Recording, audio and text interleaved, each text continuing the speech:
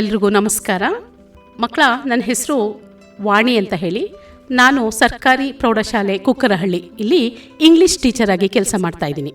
ಈ ದಿನ ನಾವು ಇಂಗ್ಲೀಷ್ ಬ್ಲೂ ಪ್ರಿಂಟ್ ಹೇಗಿರುತ್ತೆ, ಆ ಪಾಸಿಂಗ್ ಪ್ಯಾಕೇಜ್ ಹೇಗಿರುತ್ತೆ ಅನ್ನೋದ್ರ ಬಗ್ಗೆ ಸ್ವಲ್ಪ ತಿಳ್ಕೊಳ್ಳೋಣ. ಸಾಮಾನ್ಯವಾಗಿ ಸ್ಕೂಲ್ನಲ್ಲಿ ನಾವು 6 ಸಬ್ಜೆಕ್ಟಲ್ಲಿ ಮಕ್ಕಳನ್ನ ಕೇಳಿದಾಗ, ಯಾವುದಪ್ಪ ನಿಮಗೆ ತುಂಬ ಕಷ್ಟವಾದ ಸಬ್ಜೆಕ್ಟ್ ಅಂತ ಕೇಳಿದಾಗ ಫಸ್ಟ್ ಮಕ್ಕಳು ಹೇಳೋದು ಇಂಗ್ಲೀಷ್ ಅಂತ ಹೇಳಿ. ಕನ್ನಡ ಮೀಡಿಯಂ ಮಕ್ಕಳಿಗೆ ನ್ಯಾಚುರಲಿ ಇಂಗ್ಲೀಷ್ ಸ್ವಲ್ಪ ಕಷ್ಟ ಇರುತ್ತೆ, ಬಟ್ ಅವ್ರು ಅಂದ್ಕೊಂಡಿರೋ ಅಷ್ಟು ಕಷ್ಟ ಏನಿರಲ್ಲ. ಸುಲಭವಾಗಿ ಅವರು ಕೂಡ ಅಂಕಗಳನ್ನು ಗಳಿಸಿ ಒಳ್ಳೆಯ ಫಲಿತಾಂಶವನ್ನು ಪಡೆಯಬಹುದು. ಆದರೆ ಹೇಗೆ ನಾವು ಆ ಒಂದು ಉತ್ತಮವಾದ ಅಂಕಗಳನ್ನು ಇಂಗ್ಲೀಷ್ನಲ್ಲಿ ಪಡೆಯೋದು ಅನ್ನೋದ್ರ ಬಗ್ಗೆ ನಾವಿವತ್ತು ವಿವರವಾಗಿ ತಿಳ್ಕೊಳ್ಳೋಣ. ಮಕ್ಕಳ, ಆಲ್ರೆಡಿ ನಮಗೆ ಇವಾಗ taluk level preparatory, district level preparatory ಹಾಗೆ ಸ್ಟೇಟ್ ಲೆವೆಲ್ ಪ್ರಿಪ್ರೇಟರಿ ಆಗಿದೆ. ನಮಗೆಲ್ಲರಿಗೂ ಇವಾಗ ಹೇಗಿರುತ್ತೆ, ಒಂದು ಕ್ವಶನ್ ಪೇಪರ್ ಅಂದರೆ ಹೇಗಿರುತ್ತೆ, ಅದ್ರದ್ದು ಪ್ಯಾಟ್ರನ್ ಏನು ಅನ್ನೋದು ಗೊತ್ತಿದೆ. ಹಾಗೆ ನಾವು ನೋಡ್ತಾ ಹೋಗೋಣ, ಇಂಗ್ಲೀಷ್ ಬ್ಲೂ ಪ್ರಿಂಟ್ ಹೇಗಿರುತ್ತೆ, ನಮ್ಮದು ಕ್ವಶನ್ ಪೇಪರ್ ಹೇಗಿರುತ್ತೆ ಅಂತ ಹೇಳಿ ಮೊದಲಿಗೆ ನಾವು ತಿಳ್ಕೊಳ್ಳೋಣ. ಫಸ್ಟ್ ಮೇಯ್ನಲ್ಲಿ 4 ಮಾರ್ಕ್ಸ್ಗೆ MCQ ಕ್ವೆಶನ್ಸ್ ಇರುತ್ತೆ. Second main do as directed. ಇದರಲ್ಲಿ ಮಕ್ಕಳ it's completely related to grammar. ಇಲ್ಲಿ 5ರಿಂದ 16ರವರೆಗೂ ಗ್ರಾಮರ್ ರಿಲೇಟೆಡ್ ಪ್ರಶ್ನೆಗಳಿರುತ್ತೆ. ಥರ್ಡ್ ಮೇನ್ ಅಲ್ಲಿ editing, they will be given ಎರರ್ಸ್ನ ಮಾಡಿರ್ತಾರೆ, ಅದನ್ನು ಸರಿ ಮಾಡಿ ನಾವು ಎಡಿಟ್ ಮಾಡಬೇಕು. ಆ ಮೇನ್ ಇದು 2 ಅಂಕಗಳಿಗೆ ಇರುತ್ತೆ. ನೆಕ್ಸ್ಟ್ ಫೋರ್ತ್ ಮೇನಲ್ಲಿ answer the following questions in 2 or 3 sentences each. So 7 questions will be there. 7 ಕ್ವೆಶನ್ಸಲ್ಲಿ 4 ಪ್ರಶ್ನೆಗಳು ಬಂದು ಪ್ರೋಸ್ ಪಾರ್ಟಲ್ಲಿ ಇರುತ್ತೆ, 1 ಪ್ರಶ್ನೆ ಬಂದು ಪೊಯೆಟ್ರಿನಲ್ಲಿರುತ್ತೆ, ಇನ್ನು 2 ಕ್ವೆಶನ್ಸ್ ಬಂದು ಸಪ್ಲಿಮೆಂಟರಿ ರೀಡಿಂಗಲ್ಲಿರುತ್ತೆ. ನೆಕ್ಸ್ಟ್ 5th ಮೇನ್, ಈ ಮೇನಿನಲ್ಲಿ answer the following questions in 5 to 6 sentences each. ಈ ಮೇನ್ ಇರುತ್ತೆ. ಇಲ್ಲಿ 2 ಪ್ರಶ್ನೆಗಳಿರುತ್ತೆ, ಕ್ವೆಶನ್ ನಂಬರ್ 25 and 26. ಇಲ್ಲಿ 1 ಪ್ರಶ್ನೆ ಪ್ರೋಸ್ನಿಂದ ಹಾಗೂ 1 ಪ್ರಶ್ನೆ ಪೊಯೆಟ್ರಿಯಿಂದ ಕೇಳಲಾಗಿರುತ್ತೆ. ನೆಕ್ಸ್ಟ್ 6th ಮೇನಲ್ಲಿ ಮಕ್ಕಳ, read the following extracts and answer the questions that follow. ಈ ಮೇನಿನಲ್ಲಿ ಒಟ್ಟು 4 ಎಕ್ಸ್ಟ್ರಾಕ್ಟ್ಸ್ಗಳಿರುತ್ತೆ. Each extract will carry 3 marks. So totally 12 marks ಇರುತ್ತೆ. ಹಾಗೆಯೇ 4 ಎಕ್ಸ್ಟ್ರಾಕ್ಟ್ಗಳಲ್ಲಿ 3 ಎಕ್ಸ್ಟ್ರಾಕ್ಟು ಪ್ರೋಸಿಂದ ಬಂದಿರುತ್ತೆ, ಹಾಗೆ 1 ಎಕ್ಸ್ಟ್ರಾಕ್ಟು ಪೊಯೆಟ್ರಿಯಿಂದ ಬಂದಿರುತ್ತೆ. ನೆಕ್ಸ್ಟ್ 7th ಮೇನ್, ಇಲ್ಲಿ given below is a profile of some person. Write a paragraph using the clues given below. They will be given clues. By using the clues, ಆ ಕ್ಲೂಗಳ ಸಹಾಯವನ್ನು ಪಡೆದು ನಾವು ಅವರು ಕೊಟ್ಟಿರುವಂತಹ ಕ್ಲೂಗಳಿಂದ ಒಂದು ಪ್ಯಾರಾಗ್ರಾಫ್ನ ನಾವು ಬರಿಬೇಕು. ಸೊ ಇದು ನಮಗೆ 7th ಮೇನಲ್ಲಿರುತ್ತೆ. It carries 3 marks. ಹಾಗೆ 8th ಮೇನ್ ಬಂದರೆ develop the story using the clues given below. So ಒಂದು ಸ್ಟೋರಿಯನ್ನು ಡೆವಲಪ್ ಮಾಡಬೇಕು. ಆ ಸ್ಟೋರಿ ಯಾವುದು ಅಂತ ಹೇಳಿ ಅವರು ಕೆಲವೊಂದು ಕ್ಲೂಗಳನ್ನ ಕೊಟ್ಟಿರ್ತಾರೆ, ಕೆಲವೊಂದು ಪದಗಳನ್ನ ಕೊಟ್ಟಿರ್ತಾರೆ. ಆ ಪದಗಳ ಸಹಾಯದಿಂದ ನಾವು ಸೆಂಟೆನ್ಸಸ್ನ ಕನ್ಸ್ಟ್ರಕ್ಟ್ ಮಾಡ್ತಾ ಆ ಸ್ಟೋರಿಯನ್ನು ನಾವು ಡೆವಲಪ್ ಮಾಡಬೇಕಾಗುತ್ತೆ. ಇದು ಕೂಡ 3 ಅಂಕಗಳು, 3 ಮಾರ್ಕ್ಸ್ ಇರುತ್ತೆ. ಹಾಗೆಯೇ 9th ಮೇನ್ ಬಂದು study the picture given below. They will given ಒಂದು ಪಿಕ್ಚರ್. ಆ ಪಿಕ್ಚರ್ನ ನೋಡಿಕೊಂಡು we have to write few sentences. ಏನಿದೆ ಆ ಚಿತ್ರದಲ್ಲಿ ಅದನ್ನು ನೋಡಿ ನಾವು, ಇದು ಕೂಡ 3 ಅಂಕಗಳಿಗಿರುತ್ತೆ. ನಾವು ಆ ಪಿಕ್ಚರ್ನ ನೋಡಿಕೊಂಡು ಆನ್ಸರ್ಸ್ನ ನಾವು ಬರಿಬೇಕಾಗಿ ಬರುತ್ತೆ. ಹಾಗೆಯೇ 10th ಮೇನಲ್ಲಿ quote from memory. So there will be a poem. ಅದು 4 ಅಂಕಕ್ಕಿರುತ್ತೆ. 2 ಇನ್ಕಂಪ್ಲೀಟ್ ಪದ್ಯಗಳನ್ನ ಕೊಟ್ಟಿರ್ತಾರೆ. We have to complete any 1 choice ಇರುತ್ತೆ. ಸೊ ಆ ಚಾಯ್ಸ್ ಇದ್ದಾಗ ಯಾವುದಾದ್ರೂ 1 ಪದ್ಯವನ್ನು ನಾವು ಅಲ್ಲಿ ಕಂಪ್ಲೀಟ್ ಮಾಡಬೇಕಾಗುತ್ತೆ. ಇದಕ್ಕೂ ಕೂಡ 4 ಅಂಕಗಳಿರುತ್ತೆ. Next 11th main, read the following passage and answer the questions that follow. ಅಲ್ಲಿ ಒಂದು ಪ್ಯಾರಾಗ್ರಾಫ್ ಕೊಟ್ಟಿರ್ತಾರೆ. ಆ ಪ್ಯಾರಾಗ್ರಾಫ್ನ ನಾವು ಓದ್ಕೊಂಡು 2 ಪ್ರಶ್ನೆಗಳು, ಎ ಮತ್ತು ಬಿ ಪ್ರಶ್ನೆಗಳಿರುತ್ತೆ. ಅದು ಒಂದೊಂದು ಪ್ರಶ್ನೆಗೆ 2 ಅಂಕಗಳಿರೋದ್ರಿಂದ ನಮಗೆ ಒಟ್ಟು 4 ಅಂಕದ ಈ ಒಂದು ಮೇನಲ್ಲಿ ನಾವು ಪ್ಯಾಸೇಜ್ಗೆ ಆನ್ಸರ್ನ ಬರೀಬೇಕಾಗುತ್ತೆ. ಹಾಗೆಯೇ 12th main, answer the following questions in about 8 to 10 sentences. ಇದು ಲಾಂಗ್ ಕ್ವೆಶನ್ ಆ್ಯಂಡ್ ಆನ್ಸರ್. ಇದು ಯೂಶಲಿ ಪೊಯೆಟ್ರಿಯಿಂದ ಕೇಳಿರ್ತಾರೆ. ಸಮರಿಯನ್ನು ನಾವು ಯಾವುದಾದ್ರೂ ಒಂದು ಪದ್ಯ 3 ಚಾಯ್ಸಸ್ ಇರುತ್ತೆ, 3 ಪ್ರಶ್ನೆಗಳನ್ನು ಕೇಳಿರ್ತಾರೆ. 3 ಪ್ರಶ್ನೆಗಳಲ್ಲಿ ನಾವು ಯಾವುದಾದರೂ ಒಂದು ಪ್ರಶ್ನೆಗೆ ನಾವು ಉತ್ತರವನ್ನು ಬರಿಬೇಕು. ಸೊ ಇಲ್ಲಿ 4 ಅಂಕದ ಪ್ರಶ್ನೆಯಾಗಿರುತ್ತೆ. ಹಾಗೆ 13th ಮೇನ್ ಬಂದಾಗ right an essay on any one of the following. ಇಲ್ಲೂ ಕೂಡ ನಮಗೆ ಚಾಯ್ಸಸ್ ಇರುತ್ತೆ. 3 ಟಾಪಿಕ್ಸ್ನ ಕೊಟ್ಟಿರ್ತಾರೆ, ABC. ಅದರಲ್ಲಿ ಯಾವುದಾದ್ರೂ ಒಂದು ಟಾಪಿಕ್ಗೆ ನಾವು ಎಸ್ಸೆಯನ್ನು ಬರೀಬೇಕಾಗಿರುತ್ತೆ. ಸೊ ಇದು ಕೂಡ 4 ಅಂಕದ ಪ್ರಶ್ನೆ. ನೆಕ್ಸ್ಟ್ 14th ಮೇನ್ ಬಂದು write a letter using the information given below. So ಇಲ್ಲೂ ಕೂಡ ನಮಗೆ 2 ಲೆಟರ್ ರೈಟಿಂಗ್, ಒಂದು ಪರ್ಸನಲ್, ಒಂದು ಅಫಿಷಿಯಲ್ ಲೆಟರ್ ರೈಟಿಂಗ್ ಇರುತ್ತೆ. ಯಾವುದಾದ್ರೂ ಒಂದು ಪ್ರಶ್ನೆಯನ್ನು ಉತ್ತರ ಬರಿಬೇಕಾಗಿರುತ್ತೆ. ಈ ಒಂದು ಪ್ರಶ್ನೆಗೆ 5 ಅಂಕಗಳಿರುತ್ತೆ. ಇದು ಈಸಿಯಾಗಿ ನಾವು ಸ್ಕೋರ್ ಮಾಡ್ಬೋದು. ಇದಿಷ್ಟು 80 ಅಂಕಗಳ ಒಂದು ಕ್ವಶನ್ ಪೇಪರ್ ಪ್ಯಾಟ್ರನ್. ಸೊ ಈ ಒಂದು ಕ್ವಶನ್ ಪೇಪರ್ಗೆ ನಾವು ಆನ್ಸರ್ನ ಬರಿತಾ ಹೋದರೆ ನಾವು ತುಂಬ ಕಷ್ಟ ಅಂತ ಹೇಳಿ ಅಂದ್ಕೊಂಡಿದ್ದೀವಿ. ಆದರೆ ಖಂಡಿತ ಮಕ್ಕಳ, ನೀವು ಅಂದ್ಕೊಂಡಿರೋ ಹಾಗೆ ಇಂಗ್ಲೀಷಲ್ಲಿ ನಾವು ಪಾಸ್ ಆಗೋದಕ್ಕಾಗಲಿ ಅಥವಾ ಸ್ಕೋರ್ ಮಾಡೋಕ್ಕಾಗಲಿ ಖಂಡಿತ ಕಷ್ಟ ಇಲ್ಲ.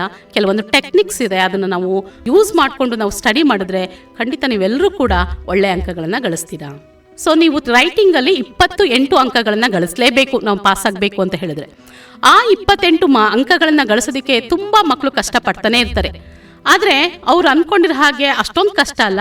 ಸುಲಭವಾಗಿ 40 ಅಂಕಗಳನ್ನು ನಾವು ಹೇಗೆ ಸ್ಕೋರ್ ಮಾಡ್ಬೋದು ಈ ಒಂದು ಸೆಕೆಂಡ್ ಲ್ಯಾಂಗ್ವೇಜ್ ಇಂಗ್ಲೀಷ್ನಲ್ಲಿ ಅಂತ ಹೇಳಿ ನಾವು ನೋಡೋಣ. ಸೊ ಫಸ್ಟ್ ಮೇನ್ ಬಂದು MCQ, ಮಲ್ಟಿಪಲ್ ಚಾಯ್ಸ್ ಕ್ವೆಶನ್ಸ್. ಮಕ್ಕಳ, ಇಲ್ಲಿ 4 ಪ್ರಶ್ನೆಗಳಿರುತ್ತೆ, 4 ಅಂಕದ್ದು. ಪ್ರತಿ ಪ್ರಶ್ನೆಗೂ ಕೂಡ 1 ಅಂಕ ಇರುತ್ತೆ. ಇದು it's very easy to get full marks in this main. 4ಕ್ಕೆ 4 ಕೂಡ ನಾವು ಮಾರ್ಕ್ಸ್ನ ತಗೋಬೋದು. ಏನಿರುತ್ತೆ ಇಲ್ಲಿ ಮಲ್ಟಿಪಲ್ ಚಾಯ್ಸ್ ಕ್ವೆಶನ್ಸಲ್ಲಿ ಯೂಶ್ವಲಿ ಅಂತ ಹೇಳಿದ್ರೆ, ಕ್ವೆಶನ್ ಟ್ಯಾಗ್ ಇರುತ್ತೆ, ಇನ್ಫಿನಿಟಿವ್ ಇರುತ್ತೆ, ಇಫ್ ಕ್ಲಾಸ್ ಇರುತ್ತೆ, ಮತ್ತೆ ಲ್ಯಾಂಗ್ವೇಜ್ ಫಂಕ್ಷನ್ ಇರುತ್ತೆ. Sometimes active voice, passive voice ಕೂಡ ಈ ಒಂದು MCQ ಕ್ವೆಶನಲ್ಲಿ ಕೇಳ್ತಾರೆ. ಸೊ ಈ 5 ಗ್ರಾಮರು ಕೂಡ ತುಂಬ ಈಸಿ ಇದೆ. ನಮಗೆ ಟೀಚರ್ಸ್ ಎಲ್ಲ ಹೇಳ್ಕೊಟ್ಟ ತಕ್ಷಣ ಈಸಿಯಾಗಿ ಅರ್ಥ ಆಗೋಂತಹ ಗ್ರಾಮರ್ ಇದು. ಸೊ ಕ್ವೆಶನ್ ಟ್ಯಾಗ್ ಬಂದರೆ ನಾವೇನು ಮಾಡ್ಬೋದು, ಅಲ್ಲಿ ಒಂದು ಸ್ಟೇಟ್ಮೆಂಟ್ ಇರುತ್ತೆ, ಅಲ್ಲಿ ಹೆಲ್ಪಿಂಗ್ ವರ್ಬ್ಸ್ ಇರುತ್ತೆ ಅಥವಾ ಮೇನ್ ವರ್ಬ್ ಇರುತ್ತೆ. ಅದನ್ನು ನೋಡಿಕೊಂಡು ಈಸಿಯಾಗಿ ಅದು ಪಾಸಿಟಿವ್ ಇದ್ದರೆ ನೆಗೆಟಿವ್, ನೆಗೆಟಿವ್ ಇದ್ದರೆ ಪಾಸಿಟಿವ್ ಕ್ವೆಶನ್ ಟ್ಯಾಗನ್ನು ಮಾಡೋದು ಹೇಗೆ ಅಂತ ಟೀಚರ್ ಹೇಳ್ಕೊಟ್ಟಿರ್ತಾರೆ. ಹಾಗೆಯೇ ನಾವು ಅದನ್ನು ತುಂಬ ಸುಲಭವಾಗಿ ಕಲ್ತ್ಕೊಂಡು ಅದನ್ನು ಅಟೆಂಡ್ ಮಾಡ್ಬೋದು. ಹಾಗೆ ಇನ್ಫಿನಿಟಿವ್ ಅಂತ ಹೇಳಿದ್ರೆ ನಾವು ಹೇಳ್ಕೊಟ್ಟಿದ್ದೀವಿ ನಿಮಗೆಲ್ಲರಿಗೂ. 2+ ವರ್ಬ್ ಇದ್ದರೆ ಅದು ಇನ್ಫಿನಿಟಿವ್ ಅಂತ ಹೇಳಿ. ಒಂದೊಂದು ಸರಿ 2+ ನೌನ್ ಇರುತ್ತೆ, ನೌನ್ ಹಿಂದೆ 2 ಇರುತ್ತೆ.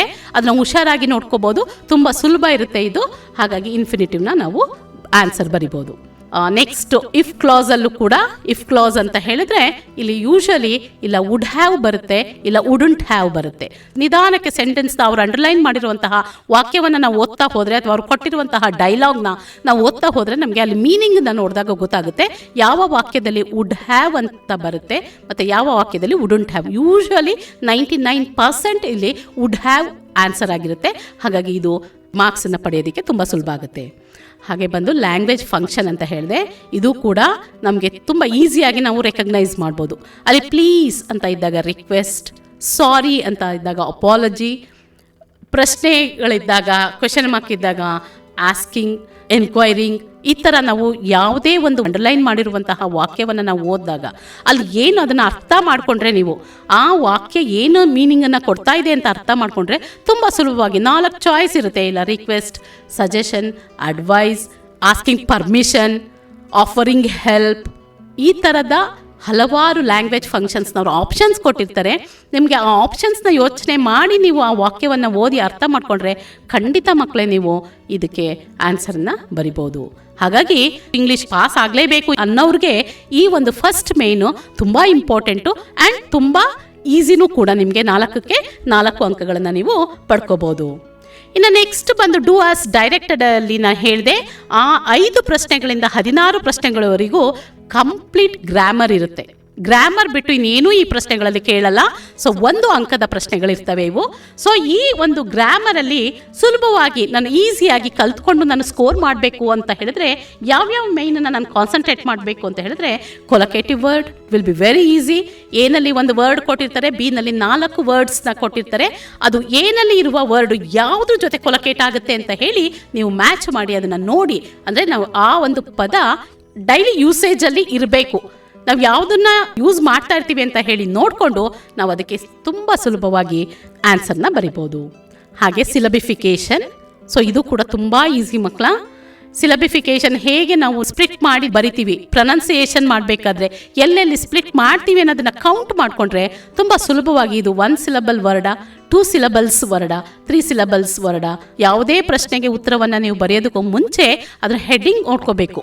ಒಂದ್ಸರಿ ಏನಂತ ಕೇಳ್ತಾರೆ ಅಂತ ಹೇಳಿದ್ರೆ, which one of the following word has 1 syllable ಅಂತ ಕೇಳ್ತಾರೆ. ಅದನ್ನು ನೀವು ಕರೆಕ್ಟಾಗಿ ನೋಡ್ಕೋಬೇಕು. 1 ಸಿಲಬಲ್ ವರ್ಡ್ ಯಾವುದು ಅಂತ ಕೇಳ್ತಾ ಇದ್ದಾರೆ. Which one of the following word is not 2 syllables word ಅಂತ ಕೇಳ್ಬಿಡ್ತಾರೆ. ಯಾವುದು 2 ಸಿಲಬಲ್ ವರ್ಡ್ ಅಲ್ಲ ಅಂತಲೂ ಕೂಡ ಕೇಳ್ಬಿಡ್ತಾರೆ. ಹಾಗಾಗಿ ಸುಮ್ಮನೆ ನಾವು ಪ್ರಶ್ನೆ ಪತ್ರಿಕೆಯನ್ನು ನೋಡಿದ ತಕ್ಷಣ ನಾವು ಉತ್ತರವನ್ನು ಬರೆಯೋಕ್ಕೆ ಹೋಗಬಾರ್ದು. ನಾವು ಅಲ್ಲಿ ನೋಡ್ಕೋಬೇಕು, ಪ್ರಶ್ನೆಯನ್ನು ಕರೆಕ್ಟಾಗಿ ಓದಿ ಅರ್ಥ ಮಾಡಿಕೊಂಡು ನಾವು ಆ ನಂತರ ಅದಕ್ಕೆ ಉತ್ತರವನ್ನು ಬರೆಯೋದಕ್ಕೆ ಹೋಗಬೇಕು. ಹಾಗೆ ನೆಕ್ಸ್ಟು ಪಾರ್ಟ್ಸ್ ಆಫ್ ಸ್ಪೀಚ್. ಒಂದು ಪ್ರಶ್ನೆ ಖಂಡಿತ ಈ ಪಾರ್ಟ್ಸ್ ಆಫ್ ಸ್ಪೀಚ್ ಬಗ್ಗೆ ಇರುತ್ತೆ. Identify the part of speech of the underlined word. ಒಂದು ಸೆಂಟೆನ್ಸ್ನ ಕೊಟ್ಬಿಟ್ಟು ಅಂಡರ್ಲೈನ್ ಮಾಡಿರ್ತಾರೆ. Usually noun, pronoun, objective, verb, adverb, ಈ 5ರಲ್ಲಿ ಯಾವುದಾದ್ರೂ ಒಂದು ಪಾರ್ಟ್ ಆಫ್ ಸ್ಪೀಚ್ ಆಗಿರುವಂತಹ ಒಂದು ಪ್ರಶ್ನೆಯನ್ನು ಅವರು ಕೇಳಿರ್ತಾರೆ. Next articles. ಇದನ್ನ ನಾವು ಸುಮಾರು 8ನೇ ತರಗತಿಯಿಂದನೂ ಕೂಡ ಕಲ್ತ್ಕೊಂಡು ಬಂದಿರ್ತೀವಿ. ಆರ್ಟಿಕಲ್ಸ್ನ ಎಲ್ಲಿ ಯೂಸ್ ಮಾಡ್ತೀವಿ? ಎ, ಆ್ಯನ್ ಮತ್ತು ದ. ಈ 3 ಆರ್ಟಿಕಲ್ಸ್ನ ನಾವು ಎಲ್ಲಿ ಯೂಸ್ ಮಾಡ್ತೀವಿ, ಎಲ್ಲಿ ಯೂಸ್ ಮಾಡಲ್ಲ ಅಂತ ಹೇಳಿ ನೀವು ಸುಲಭವಾಗಿ ತಿಳ್ಕೊಬಿಟ್ರೆ ಮಕ್ಕಳ, ಇದು ಕೂಡ ನಿಮಗೆ ತುಂಬ ಈಸಿ. ಹಾಗಾಗಿ ಈ ಮೇಯ್ನಲ್ಲಿ ನಂಗೆ ತುಂಬ ಕಷ್ಟ ಆಗುತ್ತೆ ಅಂತ ಅಂದ್ಕೊಂಡ್ರೂ ಕೂಡ ನೀವು 5ರಿಂದ 16 ಪ್ರಶ್ನೆಗಳಿದ್ರೂ ಕೂಡ 4 ಅಂಕಗಳನ್ನು ಈಸಿಯಾಗಿ ನೀವು ಇಲ್ಲಿ ಸ್ಕೋರ್ ಮಾಡ್ಬೋದು. ಗ್ರಾಮರಲ್ಲಿ 4 ಅಂಕ ಆಯಿತು, MCQ ನಲ್ಲಿ 4 ಅಂಕ ಆಯಿತು. ನೆಕ್ಸ್ಟ್ ಎಲ್ಲಿ ನಮಗೆ ಈಸಿ ಸ್ಕೋರ್ ಮಾಡೋದಕ್ಕೆ ಅಂತ ಹೇಳಿದ್ರೆ ಮಕ್ಕಳ, ಇನ್ನೊಂದು ಪ್ರೊಫೈಲ್ ರೈಟಿಂಗ್. ಸೊ ತುಂಬ ಸುಲಭವಾದ ಒಂದು ಮೇಯ್ನ್ ನಮ್ಮ ಇಂಗ್ಲೀಷ್ನಲ್ಲಿ ಮಕ್ಕಳಿಗೆ ಅಂತ ಹೇಳಿದ್ರೆ ಕ್ಲೂಸ್ ಕೊಟ್ಟಿರ್ತಾರೆ.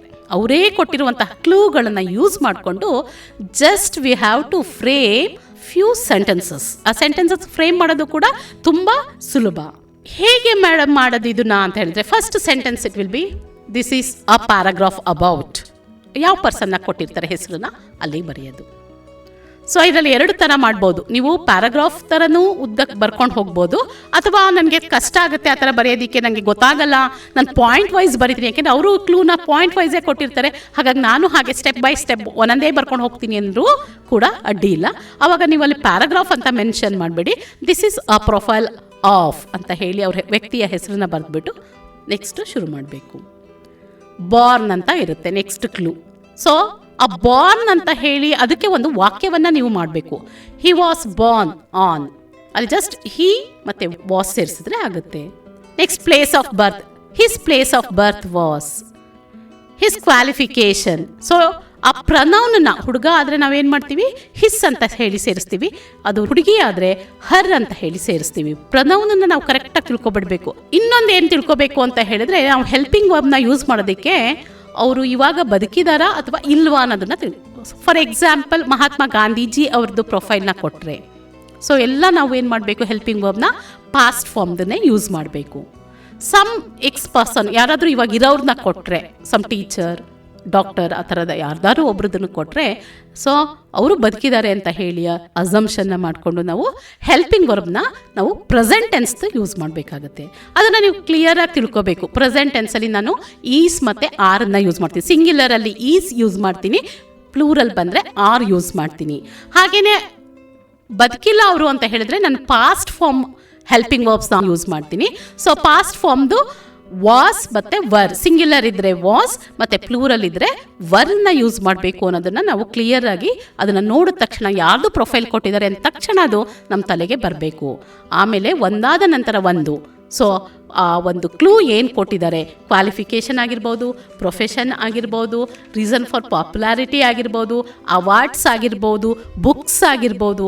ಸೊ ಅವ್ರಿಗೆ ಏನೇ ಕೊಟ್ಟರು ಕೂಡ ನಾವು ಈಸಿಯಾಗಿ ಒಂದೊಂದೇ ಸೆಂಟೆನ್ಸ್ನ ನಾವು ಮಾಡ್ಕೊಳ್ತಾ ಹೋದರೆ ಮಕ್ಕಳ ಖಂಡಿತ ಇದಕ್ಕೆ 3 ಅಂಕಗಳಿಗೆ 3 ಅಂಕನೂ ಕೂಡ ನೀವು ಸುಲಭವಾಗಿ ನಾವು ಸ್ಕೋರ್ ಮಾಡ್ಬೋದು.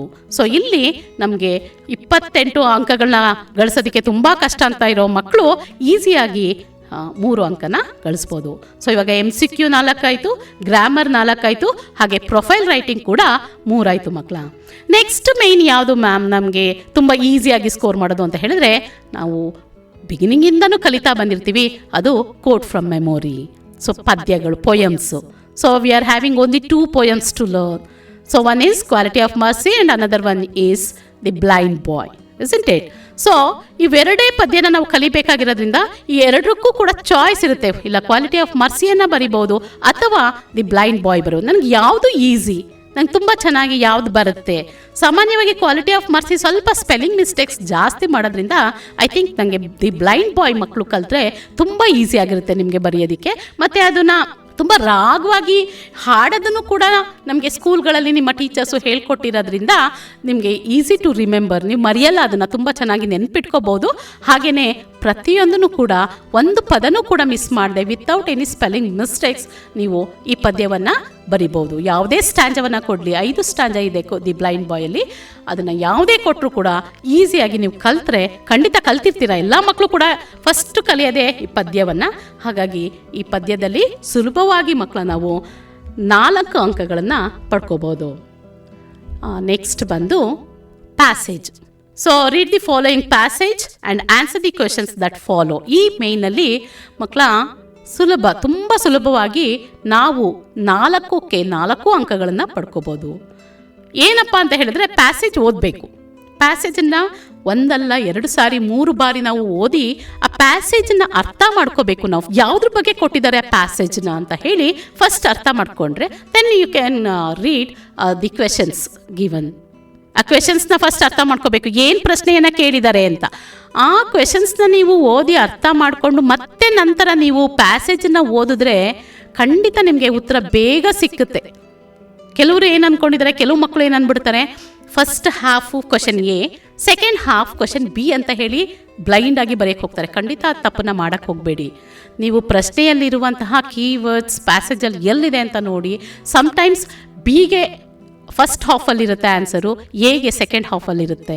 ಸೊ ಹಾಗಾಗಿ ಈ ಒಂದು ಬ್ಲೈಂಡ್ ಮೆಥಡಲ್ಲಿ ನೀವು ಅದಕ್ಕೆ ಆನ್ಸರ್ನ ಹುಡ್ಕೋದು ಬೇಡ. ಫಸ್ಟ್ ನೀವು ಸ್ವಲ್ಪ ಟ್ರೈ ಮಾಡಿ, ಓದೋದಕ್ಕೆ ಪ್ರಯತ್ನ ಪಡಿ. ಅದು ಕಷ್ಟ ಆಗ್ತಾ ಇದೆ ಮೀನ್ಸ್ ನನಗೆ ಪ್ಯಾಸೇಜನ್ನು ಓದಿ ಅರ್ಥ ಆಗ್ತಾ ಇಲ್ಲ ಅಂತ ಅಂದರೆ ನೀವು ಪ್ರಶ್ನೆಯಲ್ಲಿರುವಂತಹ ಕೀವರ್ಡ್ಸ್ ಪ್ಯಾಸೇಜಲ್ಲಿ ಎಲ್ಲಿ ಬರುತ್ತೆ ಅಂತ ನೋಡಿಕೊಂಡು ಅಲ್ಲಿ ನಾವು ಒಂದು 4 to 5 ಸೆಂಟೆನ್ಸಸ್ನ ನಾವು ಬರೆದ್ರೆ ಖಂಡಿತ ನಾವು ಇಲ್ಲಿ ಔಟ್ ಆಫ್ 4 ಅಂಕಗಳಿಗೆ 4 ಅಂಕಗಳನ್ನು ನಾವು ಸುಲಭವಾಗಿ ಗಳಿಸ್ಬೋದು. ನೆಕ್ಸ್ಟ್ ಇನ್ಯಾವ ಮೇನಲ್ಲಿ ನಾನು ಔಟ್ ಆಫ್ ಮಾರ್ಕ್ಸ್ನ ಸ್ಕೋರ್ ಮಾಡ್ಬೋದು ಅಂತ ಹೇಳಿದ್ರೆ, ನಿಮ್ಗೆಲ್ಲರಿಗೂ ಗೊತ್ತಿರೋ ಹಾಗೆ ಲಾಸ್ಟ್ ಮೇನ್ 14th ಮೇನಲ್ಲಿರುವಂತಹ ಪ್ರಶ್ನೆ ಅದು ಯಾವುದು ಅಂತ ಹೇಳಿದ್ರೆ, question number 38, write a letter using the information given below. It's very easy ಮಕ್ಕಳ, ತುಂಬ ಸುಲಭವಾಗಿ ನೀವು ಬಹಾಟ್ ಮಾಡಬೇಕಾಗಿಲ್ಲ, ಏನು ಕಷ್ಟಪಟ್ಟು ಓದಬೇಕಾಗಿಲ್ಲ, ಏನಿಲ್ಲ. ಅಲ್ಲಿ ಏನು ಕೊಟ್ಟಿದ್ದಾರೆ ಅದನ್ನು ನೋಡಿಕೊಂಡು ಸುಲಭವಾಗಿ ನಾವು ಪತ್ರಲೇಖನ ಲೆಟರ್ ರೈಟಿಂಗನ್ನು ನಾವು ಇಲ್ಲಿ ಬರಿಬೋದು. ನಾ ಹೇಳಿದೆ ನಿಮಗೆ 2 ರೀತಿಯ ಲೆಟರ್ಸ್ ಇರುತ್ತೆ, ಚಾಯ್ಸ್ ಕೂಡ ಇರುತ್ತೆ. ನಿಮ್ಮ ಟೀಚರ್ ನಿಮಗೆ ಯಾವುದನ್ನು ಅಭ್ಯಾಸ ಮಾಡಿಸಿರ್ತಾರೆ ಅದನ್ನು ನೋಡ್ಕೊಳ್ಳಿ. 2 ಕೂಡ ಮಾಡಿಸಿದ್ರೆ ನಿಮಗೆ ಯಾವುದು ಸುಲಭ ಅಲ್ಲಿ ಬರೆಯೋದಕ್ಕೆ ಅದನ್ನು ನೋಡಿಕೊಂಡು ನಾವು ಬರಿಬೇಕು. ನನ್ನ ಪ್ರಕಾರ ಮಾರ್ಕ್ಸ್ನ ನಾನು ಔಟ್ ನಾನು ಲೆಟರ್ ರೈಟಿಂಗಲ್ಲಿ ತೊಗೊಳ್ತೀನಿ ಅಂತ ಅಂದ್ಕೊಳ್ಳೋರು ಅಫಿಷಿಯಲ್ ಲೆಟರ್ನ ಕಲಿತು ಆ ಫಾರ್ಮ್ಯಾಟ್ನ ತಿಳ್ಕೊಂಡು ಬರೆದ್ರೆ ತುಂಬ ಈಸಿ. ಸ್ಟೆಪ್ಸಲ್ಲಿ ತುಂಬ ವೆರಿ ಇಂಪಾರ್ಟೆಂಟ್. ಆ ಸ್ಟೆಪ್ಸ್ನ ನಾವು ಅರ್ಥ ಮಾಡಿಕೊಂಡು ಬರಿತಾ ಹೋದರೆ ಎಲ್ಲ ಲೆಟರ್ ರೈಟಿಂಗಲ್ಲಿ ನಾವು ಏನೇನೆಲ್ಲ ಬರಿತೀವಿ ಅದೆಲ್ಲ ಕೂಡ ಇಲ್ಲೇ ಪ್ರಶ್ನೆಯಲ್ಲೇ ಇರುತ್ತೆ.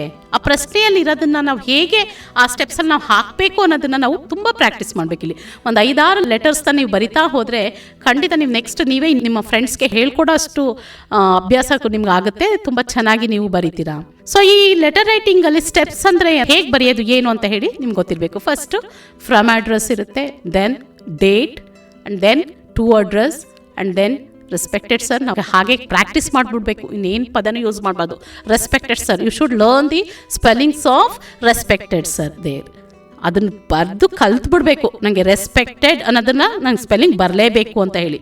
ದೆನ್ ಕಮ್ಸ್ ಸಬ್ಜೆಕ್ಟ್ ಬರಿಬೇಕಾದ್ರು ರಿಕ್ವೆಸ್ಟಿಂಗ್, ಅಲ್ಲಿಂದನೇ ಶುರು ಮಾಡಬೇಕು. So requesting spelling ಕಲ್ತಿರಬೇಕು.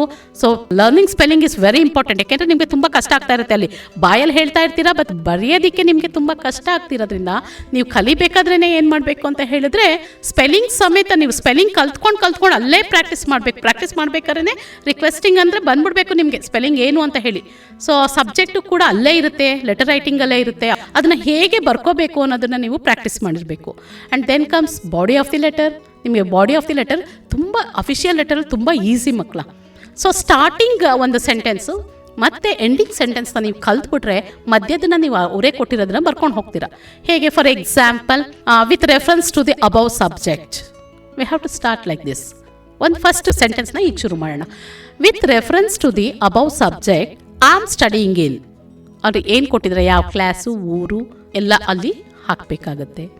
ಕಾರಣ ನೆಕ್ಸ್ಟು ಏನು ಪ್ರಾಬ್ಲಮ್ ಅಂತ ಕೊಟ್ಟಿದ್ದಾರೆ ಅದರ ಬಗ್ಗೆ ಒಂದೆರಡು ವಾಕ್ಯವನ್ನು ಬರೀಬೇಕಾಗತ್ತೆ. ಸೊ ನಿಮಗೆ ಏನು ಅಫಿಷಿಯಲ್ ಲೆಟರಲ್ಲಿ ಯೂಶ್ವಲಿ ಅವರು ಕೊಟ್ಟಿರ್ತಾರೆ, ಯಾವ್ದಾದ್ರು PDO ಆಫೀಸರ್ಗೆ write a letter to the panchayat development officer for the regular supply of water to your area.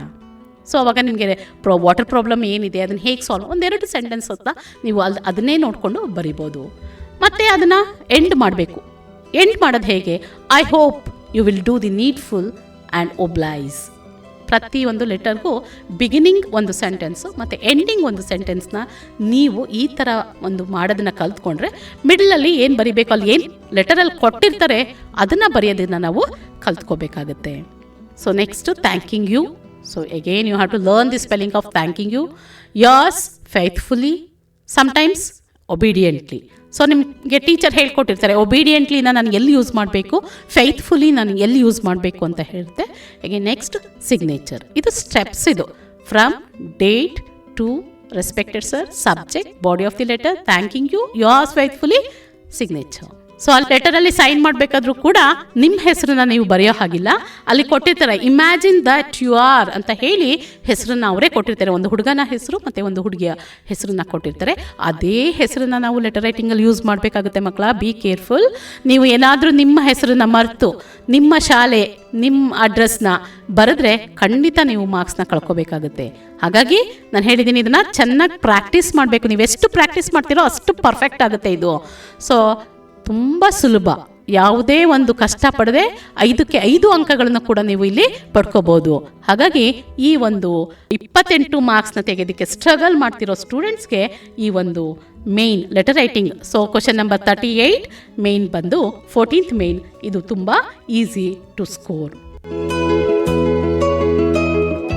ಇನ್ಯಾವುದು ಒಂದು ಮೇಯ್ನಲ್ಲಿ ನಾವು ಈಸಿಯಾಗಿ ಮಾರ್ಕ್ಸನ್ನು ತಗೋಬೇಕು ಅಂತ ಹೇಳಿದ್ರೆ ಗ್ರ್ಯಾಂಡ್ಮಾ ಕ್ಲೈಮ್ಸ್ ಎ ಟ್ರೀದು ಸಮರಿ.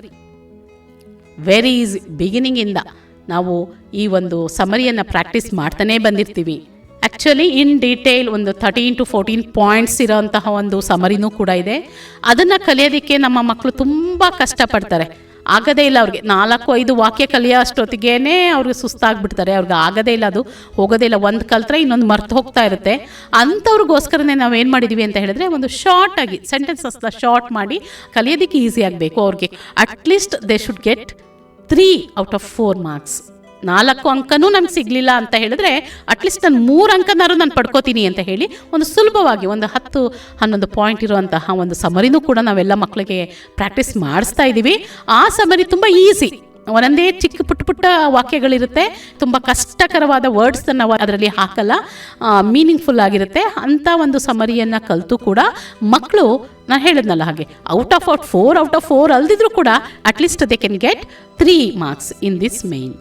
ಸೊ ಇವಾಗ ನಾನು ಹೇಳಿದ್ನಲ್ಲ MCQನಲ್ಲಿ grammar, profile writing, poem, passage, letter writing ಮತ್ತು grandma climbs a tree summary.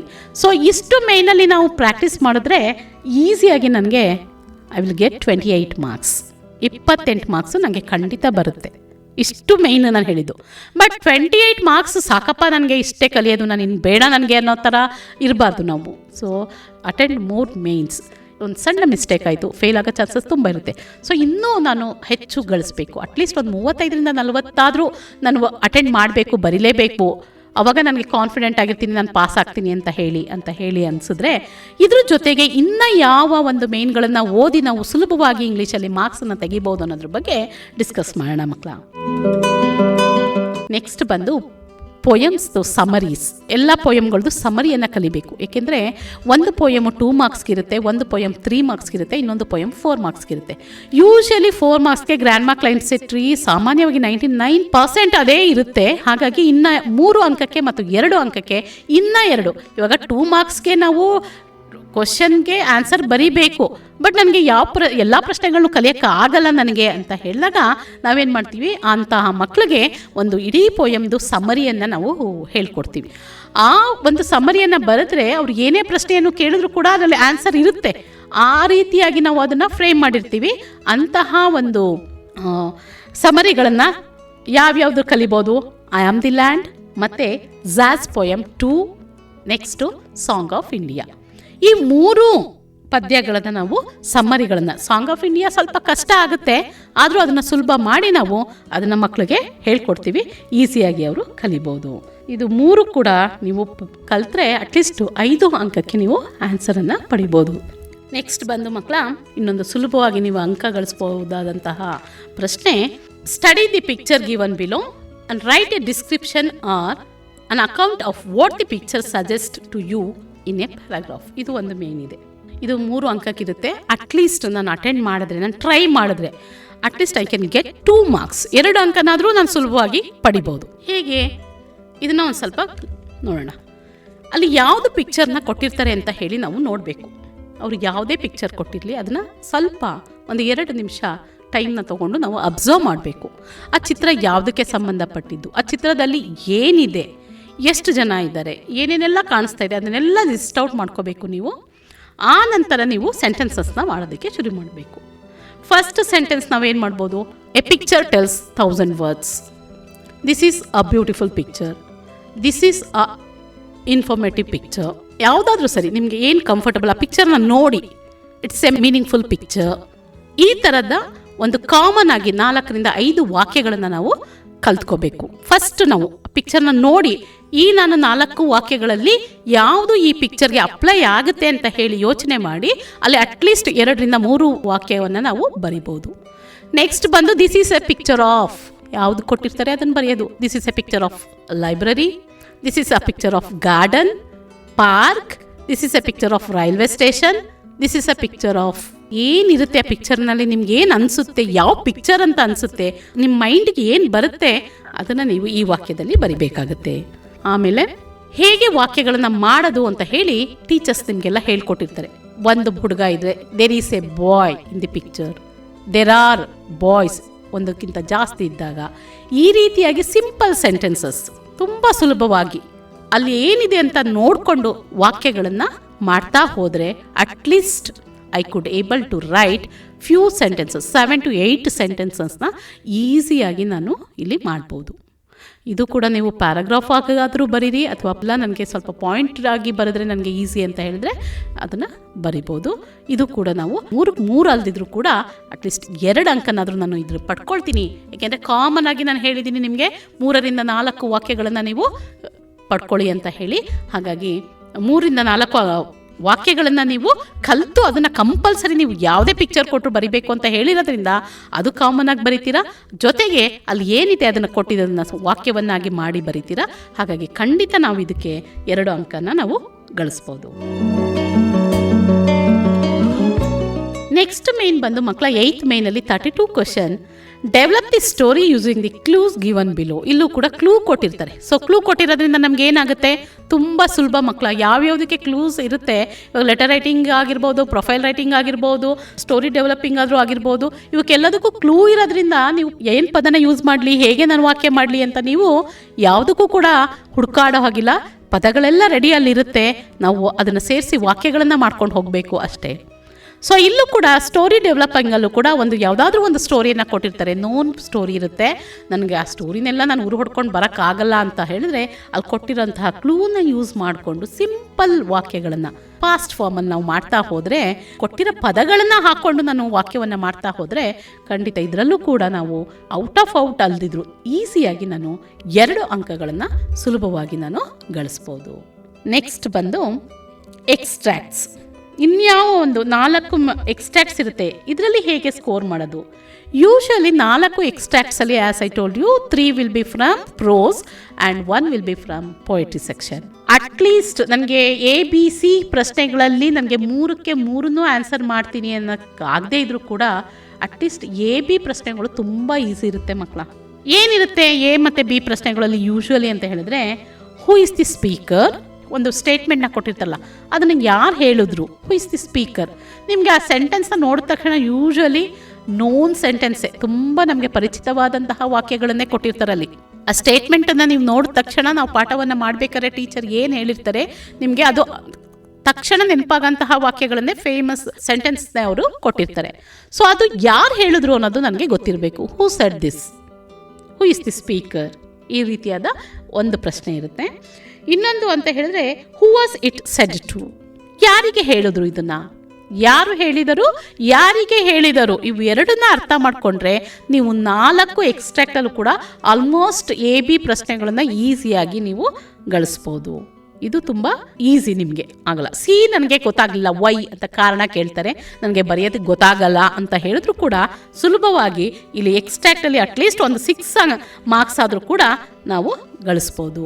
ಹಾಗೆಯೇ ಇನ್ನು 2 ಪ್ರಶ್ನೆಗಳಿಗೆ ನೀವು ಈಸಿಯಾಗಿ ಯಾವುದಕ್ಕೆ ಉತ್ತರ ಬರಿಬೋದು ಅಪ್ಪ ಅಂತ ಹೇಳಿದ್ರೆ, ಸಪ್ಲಿಮೆಂಟ್ರಿ ರೀಡಿಂಗ್ 4 ಲೆಸನ್ಸ್ ಇದೆ ನಮಗೆ.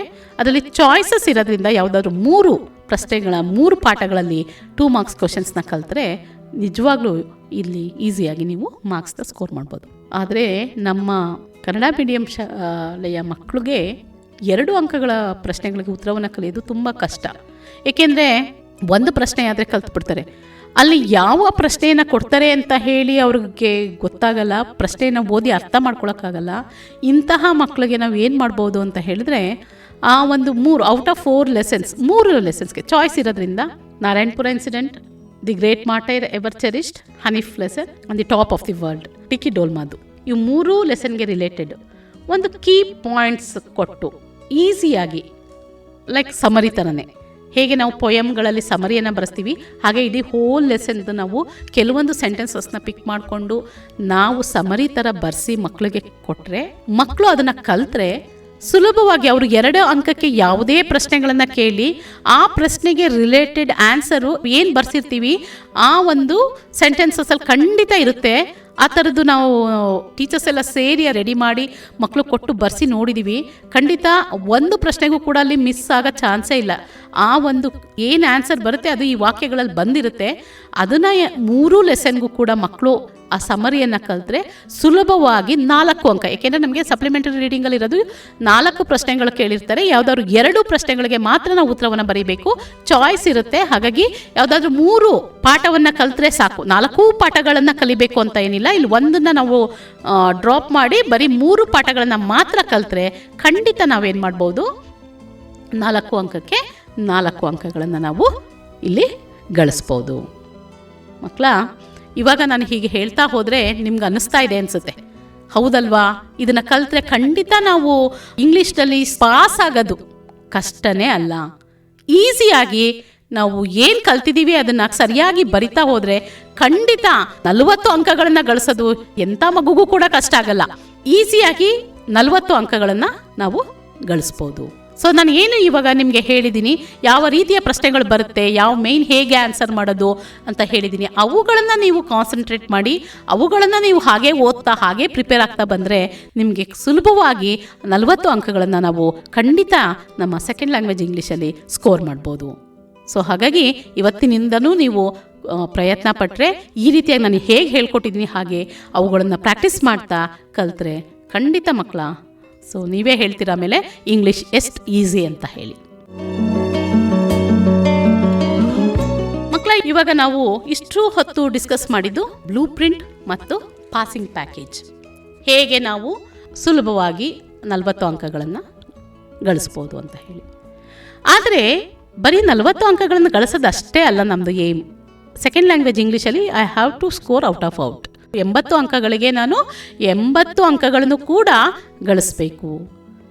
ಖಂಡಿತ ಇದು ಕಷ್ಟ ಇಲ್ಲ ಮಕ್ಕಳ, ತುಂಬ ಸುಲಭವಾಗಿ ನೀವು ಲೆಸನ್ ವೈಸ್ ಒಂದೊಂದೇ ಲೆಸನ್ನ ನೀವು ಕರೆಕ್ಟಾಗಿ ಓದ್ಕೊಂಡು ಬಂದು ಯಾವ್ಯಾವ ಪ್ರಶ್ನೆಗಳು, ಒಂದು ಪ್ರೀವಿಯಸ್ ಇಯರ್ಸ್ ಕ್ವಶನ್ ಪೇಪರ್ಸ್ನ ಇಟ್ಕೊಂಡು ನೀವು ರಿಪೀಟೆಡ್ ಆಗಿ ಕೇಳಿರುವಂತಹ ಪ್ರಶ್ನೆಗಳು, ಎಕ್ಸ್ಟ್ರಾಕ್ಟ್ಸ್ಗಳು ಇದನ್ನು ಓದ್ಬಿಟ್ರೆ ನೀವು ಖಂಡಿತ 80ಕ್ಕೆ 80 ಅಂಕಗಳನ್ನು ನಾವು ಗಳಿಸ್ಬೋದು. ಹೇಗೆ, ಯಾವುದರಿಂದ ನಾವು 80ಕ್ಕೆ 80 ಅಂಕಗಳನ್ನು ಗಳಿಸ್ಬೋದು ಅನ್ನೋದನ್ನು ನೋಡೋಣ ಇವಾಗ. ಸೊ ಫಸ್ಟ್ ಲೆಸನ್ ಬಂದು ಪ್ರೋಸಲ್ಲಿ ಅ ಹೀರೋ. ಸೊ ಮಕ್ಕಳ, ಅ ಹೀರೋ ಲೆಸನ್ನಲ್ಲಿ they may ask for 2 mark question or 3 marks long question or extracts. ಮೂರಲ್ಲೂ ನಾವು ಇಲ್ಲಿ ಇಂಥ ಪಾಠದಿಂದ ಇಂಥ ಮಾರ್ಕ್ಸ್ಗೆ ಇಷ್ಟೇ ಕೇಳ್ತಾರೆ ಅಂತ ಹೇಳಿ ನಾವು ಯಾವುದನ್ನು ಕೂಡ ಗೆಸ್ ಮಾಡೋಕ್ಕಾಗಲ್ಲ. ಇಲ್ಲ 2 ಅಂಕಕ್ಕೆ ಕೇಳ್ತಾರೆ, ಇಲ್ಲ ಲಾಂಗ್ ಕ್ವಶನ್ ಆನ್ಸರ್ 3 ಅಂಕಕ್ಕೆ ಕೇಳ್ತಾರೆ, ಅಥವಾ ಎಕ್ಸ್ಟ್ರಾಕ್ಟ್ಸಲ್ಲಿ 3 ಅಂಕಕ್ಕೆ ಒಂದು ಪ್ರಶ್ನೆಯನ್ನು ಕೇಳ್ತಾರೆ. ಹಾಗಾಗಿ ನಾವು 3 ಮೇನ್ಗೂ ಕೂಡ ಪ್ರತಿ ಲೆಸನಲ್ಲೂ ಕೂಡ ನಾವು ಪ್ರಿಪೇರ್ ಆಗ್ತಾ ಹೋಗಬೇಕು. ಹೀರೋ ಪಾಠ ಬರೀ 3 ಮಾರ್ಕ್ಸ್ಗೆ ಮಾತ್ರ ರೆಡಿ ಆಗ್ತೀನಿ, ಇನ್ಯಾವುದಕ್ಕೂ ನಾನು ರೆಡಿ ಆಗಲ್ಲ ಅಂತ ಹೇಳಿ ನೀವು ಯಾವುದನ್ನು ಸ್ಕಿಪ್ ಮಾಡೋ ಹಾಗಿಲ್ಲ. ಎಕ್ಸ್ಟ್ರಾಕ್ಟ್ಸು ಕೂಡ ರೆಡಿ ಆಗಬೇಕು, ನೀವು 2 ಮಾರ್ಕ್ಸ್ಗೂ ಕೂಡ ರೆಡಿ ಆಗಬೇಕು, ಹಾಗೆಯೇ 3 ಮಾರ್ಕ್ಸ್ ಲಾಂಗ್ ಕ್ವಶನ್ ಆನ್ಸರ್ಗೂ ಕೂಡ ನಾವು ರೆಡಿ ಆಗಬೇಕು. ರಿಪೀಟೆಡ್ ಆಗಿ ಹೀರೋ ಪಾಠದಲ್ಲಿ ಯಾವ ಪ್ರಶ್ನೆಗಳನ್ನು ಕೇಳ್ತಾರೆ ಅಂತ ಹೇಳಿದ್ರೆ, narrate Swami's dreadful experience when he was lying in the office room, or narrate how a coward like Swami become a hero. What desperate attempts did Swami make to escape from his father, and how was he congratulated by his friends, teacher and headmaster? What was disgraceful according to Swami's father? ಈ ಥರದ ಕೆಲವು ಪ್ರಶ್ನೆಗಳನ್ನು ನಾವು repeated ಆಗಿ ಕೇಳಿರೋದನ್ನು ನೋಡಿದ್ದೀವಿ. ಹಾಗೆ ಈ ಪಾಠದಿಂದ ಎಕ್ಸ್ಟ್ರಾಕ್ಟ್ಸು ಕೂಡ ಸಾಮಾನ್ಯವಾಗಿ ಕೇಳಿದ್ದಾರೆ. ಎಕ್ಸ್ಟ್ರಾಕ್ಟ್ಸಲ್ಲಿ very famous, very important statements ಯಾವುದು ಅಂತ ಹೇಳಿ ಒಂದ್ಸರಿ ನೋಡ್ಬಿಡೋಣ. Leave alone strength. Can you prove you have courage? A frightful proposition. Next, ayo, something has bitten me. Next, why don't you join the police when you are grown up? Next, congratulations were showered on him next day. He wished that the tiger had not spared the boy. Next, let me see if you can sleep alone tonight in my office room. Next statement, it is disgraceful sleeping beside his granny or mother. He hated the newspaper for printing the tiger's story. So ಈ ಒಂದು statements repeated ಆಗಿ ಕೇಳಿದ್ದಾರೆ, ತುಂಬ important ಕೂಡ. ಈ ಒಂದು ಸ್ಟೇಟ್ಮೆಂಟ್ಸ್ನ ಅರ್ಥ ಮಾಡಿಕೊಂಡ್ರೆ ಎಷ್ಟೋ ಪ್ರಶ್ನೆಗಳಿಗೆ ಇಲ್ಲ ಸ್ವಾಮಿ ಆನ್ಸರ್ ಇರುತ್ತೆ, ಇಲ್ಲ ಸ್ವಾಮಿಸ್ ಫಾದರ್ ಇರುತ್ತೆ. ಯಾರು ಸ್ಟ್ರಗಲ್ ಮಾಡ್ತಾರೆ 40 ಸ್ಕೋರ್ ಮಾಡೋದಕ್ಕೆ ಅಂಥವ್ರಿಗೆ ಕೊಡ್ತಾ ಇರೋ ಕ್ಲೂ. ಇನ್ನು ಮಿಕ್ಕಿದ ಮಕ್ಕಳು ಈ ಒಂದು ಕೆಲವೊಂದು ಇಂಪಾರ್ಟೆಂಟ್ ಸ್ಟೇಟ್ಮೆಂಟ್ಸ್ನ ಓದ್ಕೊಂಡ್ರೆ ಖಂಡಿತ ಮಕ್ಕಳ ನೀವು ತುಂಬ ಸುಲಭವಾಗಿ ಈ ಪಾಠದಿಂದ ಯಾವುದೇ ಪ್ರಶ್ನೆಗಳನ್ನು ಕೇಳಿದ್ರೂ ಕೂಡ ನಾವು ಈಸಿಯಾಗಿ ಆನ್ಸರ್ ಬರಿಬೋದು. ನೆಕ್ಸ್ಟ್ ಬಂದು second lesson, there is a girl by the tracks. So ಮಕ್ಕಳ, ಇದು ಕೂಡ ವೆರಿ ಇಂಟ್ರೆಸ್ಟಿಂಗ್ ಲೆಸನ್. ನಾವು ಪಾಠ ಮಾಡಬೇಕಾದ್ರೆ ಇದನ್ನು ತುಂಬ ಸ್ಟ್ರೆಸ್ ಮಾಡಿ ಯಾವುದು ಸೆಂಟೆನ್ಸಸ್ ವೆರಿ ಇಂಪಾರ್ಟೆಂಟ್ ಅಂತ ಹೇಳಿ ನಾವು ಮಾರ್ಕ್ ಮಾಡಿಸಿರ್ತೀವಿ ನಿಮಗೆ. ಇಲ್ಲೂ ಕೂಡ 3 ಮಾರ್ಕ್ಸ್ಗೆ ಪ್ರಶ್ನೆಗಳನ್ನು ಕೇಳುವ ಚಾನ್ಸಸ್ ಇರುತ್ತೆ. 3 ಮಾರ್ಕ್ಸ್ಗೆ ಕೇಳಿದ್ರೆ ಯಾವ ಪ್ರಶ್ನೆಯನ್ನು ಕೇಳ್ಬೋದು ಅಂತ ಹೇಳಿದ್ರೆ, Baleshwar was compassionate young lad, justify the statement ಅಂತ ಕೇಳ್ಬೋದು. ಅಥವಾ personal details of Roma Talreja and Baleshwar Mishra ಕೇಳ್ಬೋದು, ಅವರಿಬ್ರದ್ದು ಪರ್ಸ್ನಲ್ ಡೀಟೇಲ್ಸ್ನ ಕೇಳ್ಬೋದು. ಹೀಗೆ 2-3 ಅಥವಾ ಹೋಲ್ ಲೆಸನ್ದು ಒಂದು summary, how did Baleshwar Mishra help Roma Talreja ಅಂತ ಕೇಳ್ಬೋದು. ಈ ರೀತಿಯಾದ ಯಾವುದೇ ಪ್ರಶ್ನೆಗಳನ್ನು 3 ಅಂಕಕ್ಕೆ ಹೇಳಿದ್ರೆ ಒಂದು ಸಮರಿ ಥರ ಇದನ್ನು ರೆಡಿ ಮಾಡ್ಕೊಂಡಿದ್ದೀವಿ. ಆ ಒಂದು ಇದನ್ನು ಓದಿದ್ರೆ ನೀವು ಯಾವುದೇ ಪ್ರಶ್ನೆಯನ್ನು ಕೇಳಿದ್ರು ಕೂಡ ಅದು ಉತ್ತರವನ್ನು ಬರಿಬೋದು. ಅದ್ರ ಜೊತೆಗೆ personal details of Roma Talreja ಮತ್ತು ಬಾಲೇಶ್ವರ್ ಮಿಶ್ರನ ನಾವು ಕಲ್ತ್ಕೋಬೋದು. How did the tempo truck driver help Baleshwar? Why did Baleshwar feel that the people of Mumbai were afraid? ಈ ಥರ ಕಾಮನ್ ಆಗಿ ಕೇಳುವಂತಹ ಪ್ರಶ್ನೆಗಳಿಗೆ ನಾವು 2 ಅಂಕಗಳ ಪ್ರಶ್ನೆಗಳನ್ನು ನಾವು ಕಲಿಬೋದು. ಹಾಗೆ 3 ಅಂಕದ್ದು ಕೂಡ ನಾವು ಈ ಪಾಠದಿಂದ ಕಲ್ತ್ಕೋಬೇಕಾಗುತ್ತೆ. ಇದಲ್ಲದೆ ಎಕ್ಸ್ಟ್ರಾಕ್ಟ್ಸ್ ಏನು ಕೇಳ್ತಾರೆ ಈ ಪಾಠದಿಂದ ಅಂತ ಹೇಳಿದ್ರೆ, important statements. Take the girl to Airoli. ಯಾರು ಹೇಳಿದ್ರು, ಯಾರಿಗೆ ಹೇಳಿದ್ರು, ಯಾಕೆ ಹೇಳಿದ್ರು, ಇವು ನಾನು ಹೇಳಿದ ಹಾಗೆ ನೀವು ಪ್ರತಿಯೊಂದು ಸ್ಟೇಟ್ಮೆಂಟ್ಗೂ ನೀವೇ ಪ್ರಶ್ನೆಯನ್ನು ಮಾಡ್ತಾ ಉತ್ತರವನ್ನು ಮಾಡ್ತಾ ಹೋದರೆ ಖಂಡಿತ ನಾವು ಇದಕ್ಕೆ ಬರಿಬೋದು. Then second statement ಬಂದು, whom can I call? He asked quickly, fearing that she would black out once more. Next, please help me to take her to a hospital. Next statement, Chacha, can I borrow your mobile? Next one, oh, I couldn't thank him. Next, I think it's astonishing that a stranger would jump off a train and risk his life for me. Next statement, I'm new to Mumbai, but I have noticed that the people here are afraid. Next, let's go and help her. Next, there's a girl by the tracks. Next one, I can never repay Baleshwar. So these are all the few important statements which we can expect in the lesson. There's a girl by the tracks. ಈ ಥರದನ್ನ ನಾವು text ಬುಕ್ನ ಓದಬೇಕಾದ್ರೇ ಈ ಥರ important ಒಂದು ಸೆಂಟೆನ್ಸಸ್ನ ಸ್ಟೇಟ್ಮೆಂಟ್ಸ್ನ ನಾವು underline ಮಾಡ್ತಾ ಹೋದರೆ ಮಕ್ಕಳ ಇದು ಖಂಡಿತ ನಿಮಗೆಲ್ಲರಿಗೂ ಹೆಲ್ಪ್ ಆಗುತ್ತೆ. ಈಸಿಯಾಗಿ ಅವ್ರಿಗೆ ಯಾವುದೇ ವಾಕ್ಯವನ್ನು ಕೇಳಿದ್ರು ನೀವು ಹೇಗೆ ಸಮಪ್ ಮಾಡಿರ್ತೀರ, ಲೆಸನ್ನ ಕಲ್ತಿರ್ತೀರ, 2 ಮಾರ್ಕ್ಸ್ 3 ಮಾರ್ಕ್ಸ್ಗೆಲ್ಲ ರೆಡಿ ಆಗಿರ್ತೀರ. ಸೊ ಆ ಒಂದು ಸ್ಟೇಟ್ಮೆಂಟ್ನ ಅರ್ಥ ಮಾಡ್ಕೊಳ್ಳೋದ್ರಿಂದ ಈಸಿಯಾಗಿ ನಾವು ಇದಕ್ಕೆ ಸ್ಕೋರ್ ಮಾಡ್ಬೋದು. ಔಟ್ ಆಫ್ ಔಟನ್ನ ನಾವು ಇದು ಯಾವುದೇ ಮೇನಲ್ಲಿ ಕೇಳಲಿ ಅವರು ಈ ಪಾಠಕ್ಕೆ ರಿಲೇಟೆಡು ಈಸಿಯಾಗಿ ಬರಿಬೋದು. ನೆಕ್ಸ್ಟ್ ಮಕ್ಕಳ ಬಂದು unit 3 gentleman of Rio and ಮೀಡಿಯೋ. So ಇದು ಕೂಡ ವೆರಿ ಇಂಟ್ರೆಸ್ಟಿಂಗ್ ಲೆಸನ್. ನಾವು ಪಾಠ ಮಾಡಬೇಕಾದ್ರೆ ಸಂಪೂರ್ಣವಾಗಿ ಅರ್ಥ ಮಾಡ್ಕೊಂಡಿರ್ತೀವಿ. ಇದರಲ್ಲೂ ಕೂಡ 2 ಮಾರ್ಕ್ಸ್ಗೆ ಕೇಳ್ಬೋದು ಅಥವಾ ಎಕ್ಸ್ಟ್ರಾಕ್ಟ್, ಯೂಶಲಿ ಎಕ್ಸ್ಟ್ರಾಕ್ಟ್ಸ್ಗೆ ನಮಗೆ ಈ ಒಂದು ಲೆಸನ್ನಲ್ಲಿ ಕೇಳ್ತಾರೆ. So 2 marks what are all the important questions we are going to get in this lesson ಅಂತ ಹೇಳಿದ್ರೆ, ಒಂದು ಬಂದು Don Anselmo's appearance and manners were quite unusual, explain briefly. So ಇದು ತುಂಬ ಸರಿ ಕೇಳಿದ್ದಾರೆ ಮಕ್ಕಳ. Next, Don Anselmo was passionate towards the children of Rio and Medio, justify. And then what makes you think that Don Anselmo was a man of principles. So ಈ ಒಂದು ಕ್ವೆಶನ್ಸ್ನ 2 ಮಾರ್ಕ್ಸ್ಗೆ usually ಅವರು ಕೇಳ್ತಾ ಇರ್ತಾರೆ. Next, how can you say that the Americans were truthful and generous. Next ಬಂದು, how did the Americans solve the problem of ownership. ಹೀಗೆ ಹಲವಾರು ಪ್ರಶ್ನೆಗಳು 2 ಮಾರ್ಕ್ಸ್ಗೆ ಈ ಥರದ ಒಂದು 4-5 ಪ್ರಶ್ನೆಗಳಿಗೆ ನೀವು ರೆಡಿ ಆದರೆ ಖಂಡಿತ you can expect from these. ಅದು ಬಿಟ್ಟು ನೆಕ್ಸ್ಟ್ ಎಕ್ಸ್ಟ್ರಾಕ್ಟ್ಸ್, ಯೂಶಲಿ 90% ನಮಗೆ ಕ್ವಶನ್ ಪೇಪರ್ ಪ್ಯಾಟ್ರನಲ್ಲಿ ಬ್ಲೂ ಪ್ರಿಂಟಲ್ಲಿ ಇದನ್ನು ಎಕ್ಸ್ಟ್ರಾಕ್ಟ್ಸು ಕೂಡ ಜಾಸ್ತಿ ಕೇಳಿದ್ದಾರೆ. ಎಕ್ಸ್ಟ್ರಾಕ್ಟ್ಸ್ಗೆ ಕೇಳುವಂತಹ ಇಂಪಾರ್ಟೆಂಟ್ ಸ್ಟೇಟ್ಮೆಂಟ್ಸ್ ಯಾವ್ಯಾವುದು ಈ ಲೆಸನ್ನಿಂದ ಅಂತ ಹೇಳಿ ನೋಡೋಣ ಸ್ವಲ್ಪ. ಈ ಲೆಸನ್ನಿಂದ, Don Anselmo, I said to him, we have made a discovery. I did not sell the trees because they are not mine. I argued with him but it was useless. One day they came back to the office to complain. Friend, I do not like to have you speak to me in that manner. It took months of negotiation to come to an understanding with the old man. I have agreed to sell my land and my house for $1,200 and that is my price. The trees in that orchard are not mine. So these are all the few important statements which we can expect from this lesson. ಮಕ್ಕಳ ಇದಕ್ಕೂ ಕೂಡ ಸಾಮಾನ್ಯವಾಗಿ A Don Anselmo ಇರುತ್ತೆ, B Americans ಇರ್ಬೋದು, ಅಥವಾ story teller R narrator ಇರ್ಬೋದು. ಈ ರೀತಿಯಾದ ಆನ್ಸರ್ಸ್ ನಾವು ಈ ಒಂದು ಪಾಠದ ಪ್ರಶ್ನೆಗಳಿಂದ ಸ್ಟೇಟ್ಮೆಂಟ್ಗಳಿಂದ ನಾವು ಎಕ್ಸ್ಪೆಕ್ಟ್ ಮಾಡ್ಬೋದು. ಹಾಗಾಗಿ ಇದನ್ನು ಕೂಡ ನೀವು ಪ್ರಾಕ್ಟೀಸ್ ಮಾಡಿದ್ರೆ ಖಂಡಿತ ನೀವು ಸ್ಕೋರ್ ಮಾಡ್ಬೋದು. ಮಕ್ಕಳ ನೆಕ್ಸ್ಟ್ ಬಂದು unit 4 doctor B R Ambedkar. Doctor B R Ambedkar ಪಾಠದಿಂದ ಯೂಶಲಿ ನಾವು ಈ ನಮ್ಮ ಬ್ಲೂ ಪ್ರಿಂಟಲ್ಲಿ ನಾವು ಚೆಕ್ ಮಾಡಿದಾಗ ನಮಗೆ 2 ಮಾರ್ಕ್ಸ್ ಕ್ವಶನ್ ಆನ್ಸರ್ನ ಇದರಲ್ಲಿ ಕೇಳಲಾಗುತ್ತೆ. 2 ಮಾರ್ಕ್ಸ್ ಕ್ವಶನ್ ಆನ್ಸರ್ ಆಗಿರ್ಬೋದು ಅಥವಾ ಲಾಂಗ್ ಕ್ವಶನ್ ಆನ್ಸರ್ 3 ಮಾರ್ಕ್ಸ್ಗೆ ಅದನ್ನು ಕೂಡ ಕೇಳಬಹುದು. ಅದಲ್ಲದೆ ಸಮ್ಟೈಮ್ಸ್ ಎಕ್ಸ್ಟ್ರಾಕ್ಟ್ಸು ಕೂಡ ಕೇಳ್ತಾರೆ. ಸೊ ಇದರಲ್ಲಿ ಎಕ್ಸ್ಟ್ರಾಕ್ಟ್ಸ್ ಇಲ್ಲಪ್ಪ, ಏನೂ ಕೇಳಲ್ಲ, ನಾವು ಓದೋದೇ ಬೇಡ ಅಂತ ಹೇಳಿ ನಾವು ಬಿಡೋದು ಬೇಡ. ಸಮ್ಟೈಮ್ಸ್ ನಾನು ಹೇಳಿದ್ನಲ್ಲ, ಎಲ್ಲ ಲೆಸನ್ನಿಂದನೂ ಕೂಡ ನಾವು ಏನು ಎಕ್ಸ್ಪೆಕ್ಟ್ ಮಾಡ್ಬೋದು ಅಂತ ಹೇಳಿದ್ರೆ 2 marks question answer, 3 mark question answer and then 3 mark extract. ಮೂರನ್ನು ಕೂಡ ನಾವು ಎಕ್ಸ್ಪೆಕ್ಟ್ ಮಾಡಬೇಕು.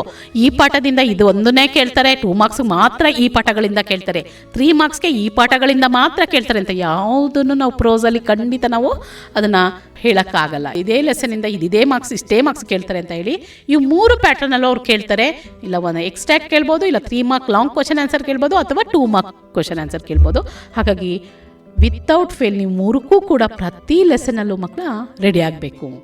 ಸೊ ಡಾಕ್ಟರ್ BR ಅಂಬೇಡ್ಕರ್ ಪಾಠದಿಂದ ನಮಗೆ ಏನೆಲ್ಲ 2 mark ಇಂಪಾರ್ಟೆಂಟ್ ಕ್ವಶನ್ಸ್ ಕೇಳ್ಬೋದು ಅಂತ ಹೇಳಿದ್ರೆ, how did the 14th amendment of US constitution and Mahatma Phule influence on Ambedkar?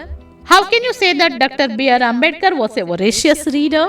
How did Dr. B.R. Ambedkar and Mahatma Gandhi try to wipe out the caste discrimination in India?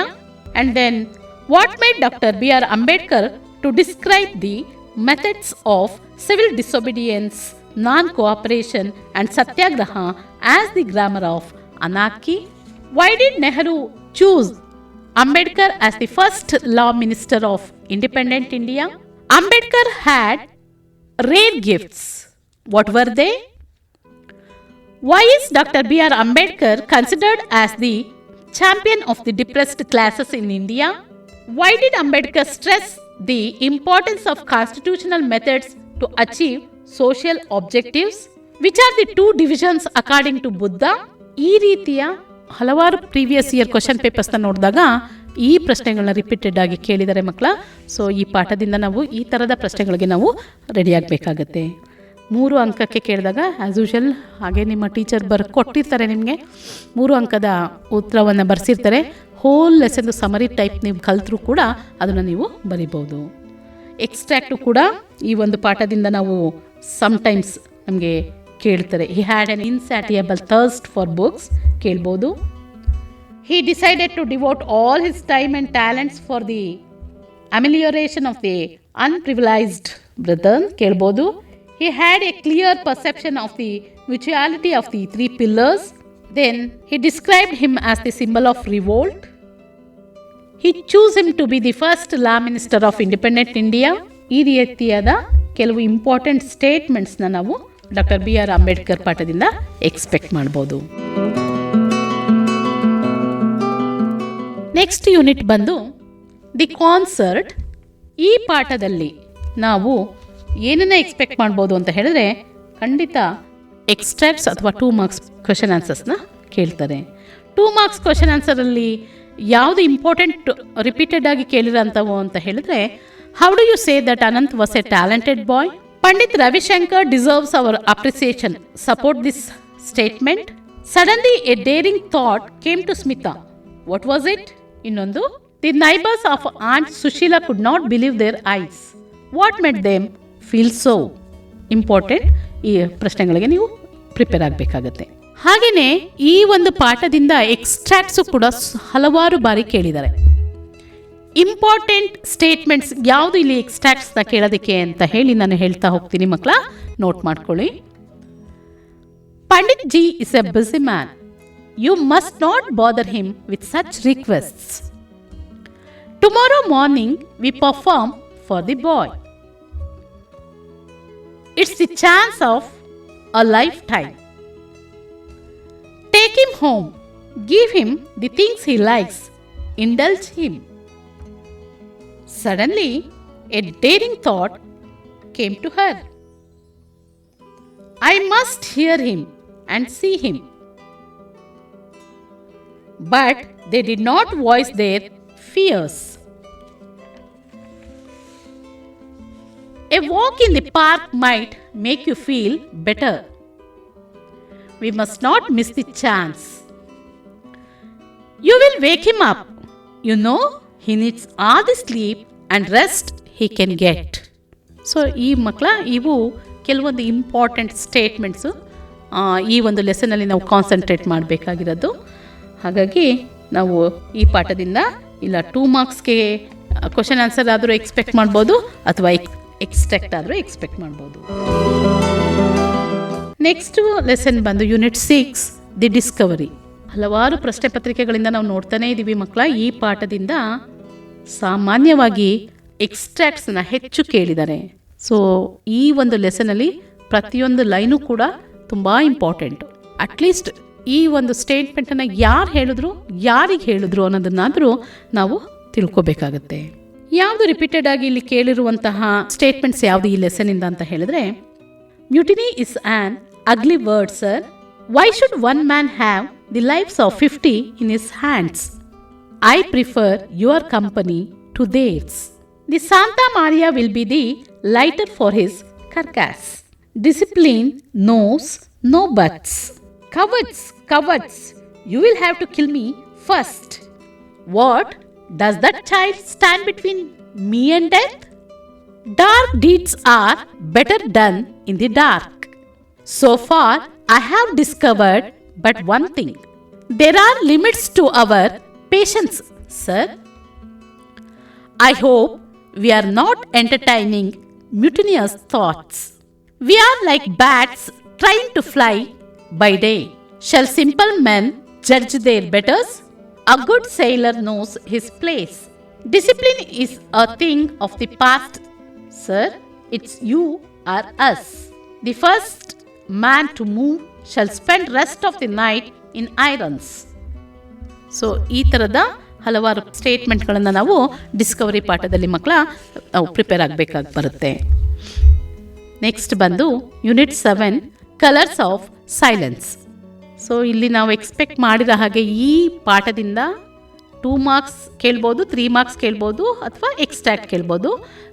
Usually 3 marks long ಕ್ವಶನ್ನ ಹೆಚ್ಚು ಬಾರಿ ಕೇಳಿರೋದ್ರಿಂದ 3 ಮಾರ್ಕ್ಸ್ಗೆ ಯಾವುದೆಲ್ಲ ಪ್ರಶ್ನೆಗಳನ್ನು ನಾವು prepare ಆಗಬೇಕು ಈ ಲೆಸನಿಂದ ಅಂತ ಹೇಳಿದ್ರೆ, how did the bird inspire Satish to become a great artist?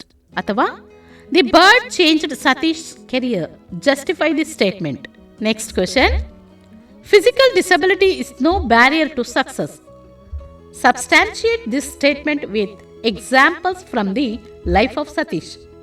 ಅಥವಾ physical disability is no barrier to success, justify the statement with reference to the life of Satish Gujral.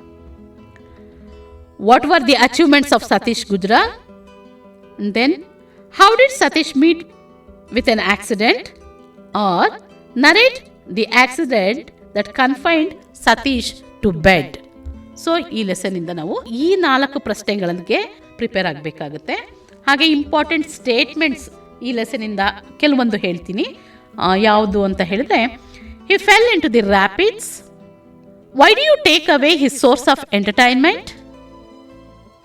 He saw a bird that was unlike any he had ever seen before. If you want to get on in life, you have to read a lot.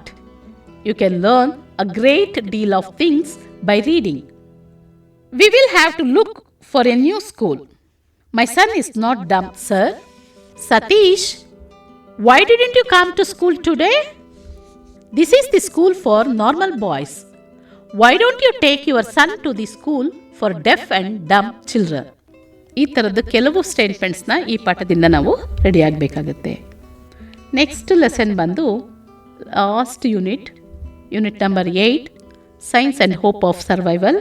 ಮಕ್ಕಳ ಈ ಲೆಸನಿಂದ ನಾವು extract ಆಗಲಿ ಅಥವಾ 3 marks ಜಾಸ್ತಿ expect ಮಾಡೋ ಹಾಗಿಲ್ಲ. Usually ಈ ಲೆಸನಿಂದ 2 mark question ಆನ್ಸರ್ನ ಕೇಳ್ತಾರೆ. ಕಂಪಲ್ಸರಿ 2 ಮಾರ್ಕ್ ಕ್ವಶನ್ ಆನ್ಸರ್ಗೆ ನಾವು ಪ್ರಿಪೇರ್ ಆಗಲೇಬೇಕು ಈ ಯೂನಿಟಿಂದ. ಯಾವುದೆಲ್ಲ ಇಂಪಾರ್ಟೆಂಟ್ 2 ಮಾರ್ಕ್ ಕ್ವಶನ್ಸ್ ಅಂತ ಹೇಳಿದ್ರೆ, how is science an exciting adventure? Why were the technical experts summoned by the 3 super powers? How are the scientists able to work in spite of political and cultural differences? What are the lessons that the writer learned at the Geneva summit? Who will be head-haunted by financial institutions and pharmaceutical industries? Why? According to the author, why do some people choose to become scientists though they may not earn much money? Why did the superpowers meet in Geneva? Technical experts were summoned to solve the problem that arose. What was the problem? Who can best ensure our safety in the world? How? Why did the president of Russian Academy of Sciences summon Baruch to the Geneva Summit? So ಈ ಥರದ ಕೆಲವು 2 ಅಂಕಗಳ ಪ್ರಶ್ನೆಗಳಿಗೆ ನಾವು ಈ ಯೂನಿಟ್ಟಿಂದ ನಾವು prepare ಆಗಬೇಕಾಗುತ್ತೆ.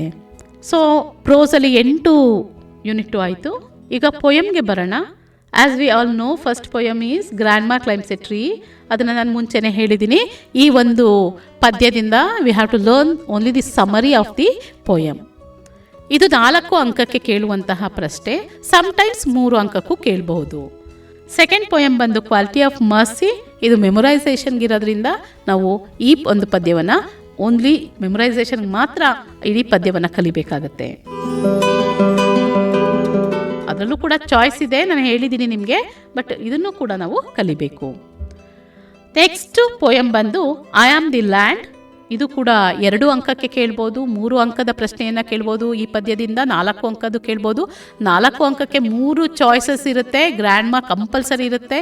ಸೊ ಇನ್ನು 2 ಬ್ಯಾಲಡ್ ಆಫ್ ದಿ ಟೆಂಪೆಸ್ಟ್ ಇರ್ಬೋದು, ಸಾಂಗ್ ಆಫ್ ಇಂಡಿಯಾ ಇರ್ಬೋದು, ಐ ಆಮ್ ದಿ ಲ್ಯಾಂಡ್ ಇರ್ಬೋದು, ಜಾಸ್ ಪೊಯಮ್ 2 ಇರ್ಬೋದು. 5 ಪದ್ಯಗಳಲ್ಲಿ ಯಾವುದಾದ್ರು 3 ಪದ್ಯಗಳನ್ನು 4 ಅಂಕಕ್ಕೆ ಕೇಳ್ತಾರೆ. ಇನ್ನು 2 ಅಂಕಕ್ಕೆ ನಾವು ಐ ಆಮ್ ದಿ ಲ್ಯಾಂಡ್ ಅಥವಾ ಜಾಸ್ ಪೊಯಮ್ 2ನ ಎಕ್ಸ್ಪೆಕ್ಟ್ ಮಾಡ್ಬೋದು, ಅಥವಾ 2 ಮಾರ್ಕ್ಸ್ ಕೇಳ್ಬೋದು, ಅಥವಾ 3 ಮಾರ್ಕ್ಸ್ ಎಕ್ಸ್ಟ್ರಾಕ್ಕೆ ಈ ಪದ್ಯದಿಂದ ನಾವು ಪ್ರಶ್ನೆಗಳನ್ನು ಎಕ್ಸ್ಪೆಕ್ಟ್ ಮಾಡ್ಬೋದು. ವೆರಿ ಈಸಿ ಟು ಲರ್ನ್, ತುಂಬ ಈಸಿ ಇದು. ಎಕ್ಸ್ಟ್ರಾಕ್ಟ್ ಕೇಳಿದ್ರು ಕೂಡ ಬರೆಯೋದಕ್ಕೆ ತುಂಬ ಸುಲಭ. ಎ ಪ್ರಶ್ನೆಗಳಿಗೆ ಸಾಮಾನ್ಯವಾಗಿ ದಿ ಲ್ಯಾಂಡ್ ಅಥವಾ ಅರ್ತ್ ಅನ್ನೋದು ಉತ್ತರ ಇರುತ್ತೆ. ಸೆಕೆಂಡ್ ಒನ್ ಬಿ ಪ್ರಶ್ನೆಗೆ ಪೀಪಲ್ ಅಂತ ಇರುತ್ತೆ. ಸೊ ಹಾಗಾಗಿ ಈಸಿಯಾಗಿ ಯಾವ್ಯಾವ ಪ್ರಶ್ನೆಗಳನ್ನು ಇವರು 2 ಅಂಕಕ್ಕೆ ಇದರಿಂದ ಕೇಳ್ಬೋದು ಅಂತ ಹೇಳಿದ್ರೆ, bring out the contrast between the reader and the speaker in the poem I am the land. Explain briefly the contrast action between the reader and speaker in the poem I am the land. What are the activities that go on over the land? What is the central idea of the poem I am the land? ಈ ಥರದ ಪ್ರಶ್ನೆಗಳನ್ನು ಕೇಳ್ಬೋದು. ಎಕ್ಸ್ಟ್ರಾಕ್ಟ್ಸ್ಗೆ ನಾವು ಏನು expect ಮಾಡ್ಬೋದು, ಯಾವುದೋ ಒಂದು ಲೈನ್ಸ್ನ ನಾವು ಈ ಪದ್ಯದಿಂದ ಎಕ್ಸ್ಪೆಕ್ಟ್ ಮಾಡ್ಬೋದು ಅಂತ ಹೇಳಿದ್ರೆ, then someone tickles me, plants life, fruit. Next, you cannot put a fence around the planet Earth. You come with guns, a chain link necklace chokes me now. You say you own me, I wait. So ಈ ರೀತಿಯ ವಾಕ್ಯಗಳನ್ನು ನಾವು ಎಕ್ಸ್ಟ್ರಾಕ್ಟ್ಗೆ ಈ ಪದ್ಯದಿಂದ expect ಮಾಡ್ಬೋದು. So next 4th poem, ಅದು the song of India. ಮಕ್ಕಳ, ಈ ಒಂದು ಪದ್ಯ ವೆರಿ ಇಂಪಾರ್ಟೆಂಟ್. 2 ಮಾರ್ಕ್ಸ್ಗೂ ಕೇಳ್ತಾರೆ, 3 ಮಾರ್ಕ್ಸ್ಗೂ ಕೇಳ್ತಾರೆ, 4 ಮಾರ್ಕ್ಸ್ಗೂ ಕೇಳ್ತಾರೆ, ಎಕ್ಸ್ಟ್ರಾಕ್ಟ್ಸು ಕೂಡ ಕೇಳ್ತಾರೆ. ತುಂಬ ಬಾರಿ ಎಕ್ಸ್ಟ್ರಾಕ್ಟ್ಸ್ನ ಈ ಪದ್ಯದಿಂದ ಕೇಳಿದ್ದಾರೆ. So we have to learn the summary of this poem. 2 marks ಕ್ವೆಶನಲ್ಲಿ important, why is the poet querulous? What does he want to do? Write in brief your vision of the future of India. What does the motherland writing the book of the morrow signify? How is the poet answered? ಈ ರೀತಿಯ ಹಲವಾರು ಪ್ರಶ್ನೆಗಳನ್ನು ಈ ಪದ್ಯದಿಂದ ಕೇಳ್ತಾರೆ. ಹಾಗೆ extracts, sing of the filth and the dirt that foul my sylvans retreats. Querulous, I said, is there no song that I can sing of you? Sing of the beggar and the leper that swam my streets. Her forehead opened like earth's destiny, yielding the sun god, cancelling all sorrow. Of the shears and prophets that hewed the straight path. Sing of the millions that toil, sing of the wrinkled faces, indexing ignorance. Nervous, I yet would ask, deeming it my task. So ಈ ಥರದ ಎಕ್ಸ್ಟ್ರಾಕ್ಟ್ಗೆ ಪ್ರಶ್ನೆಗಳನ್ನು ಈ ಪದ್ಯದಿಂದ ಕೇಳಬಹುದು.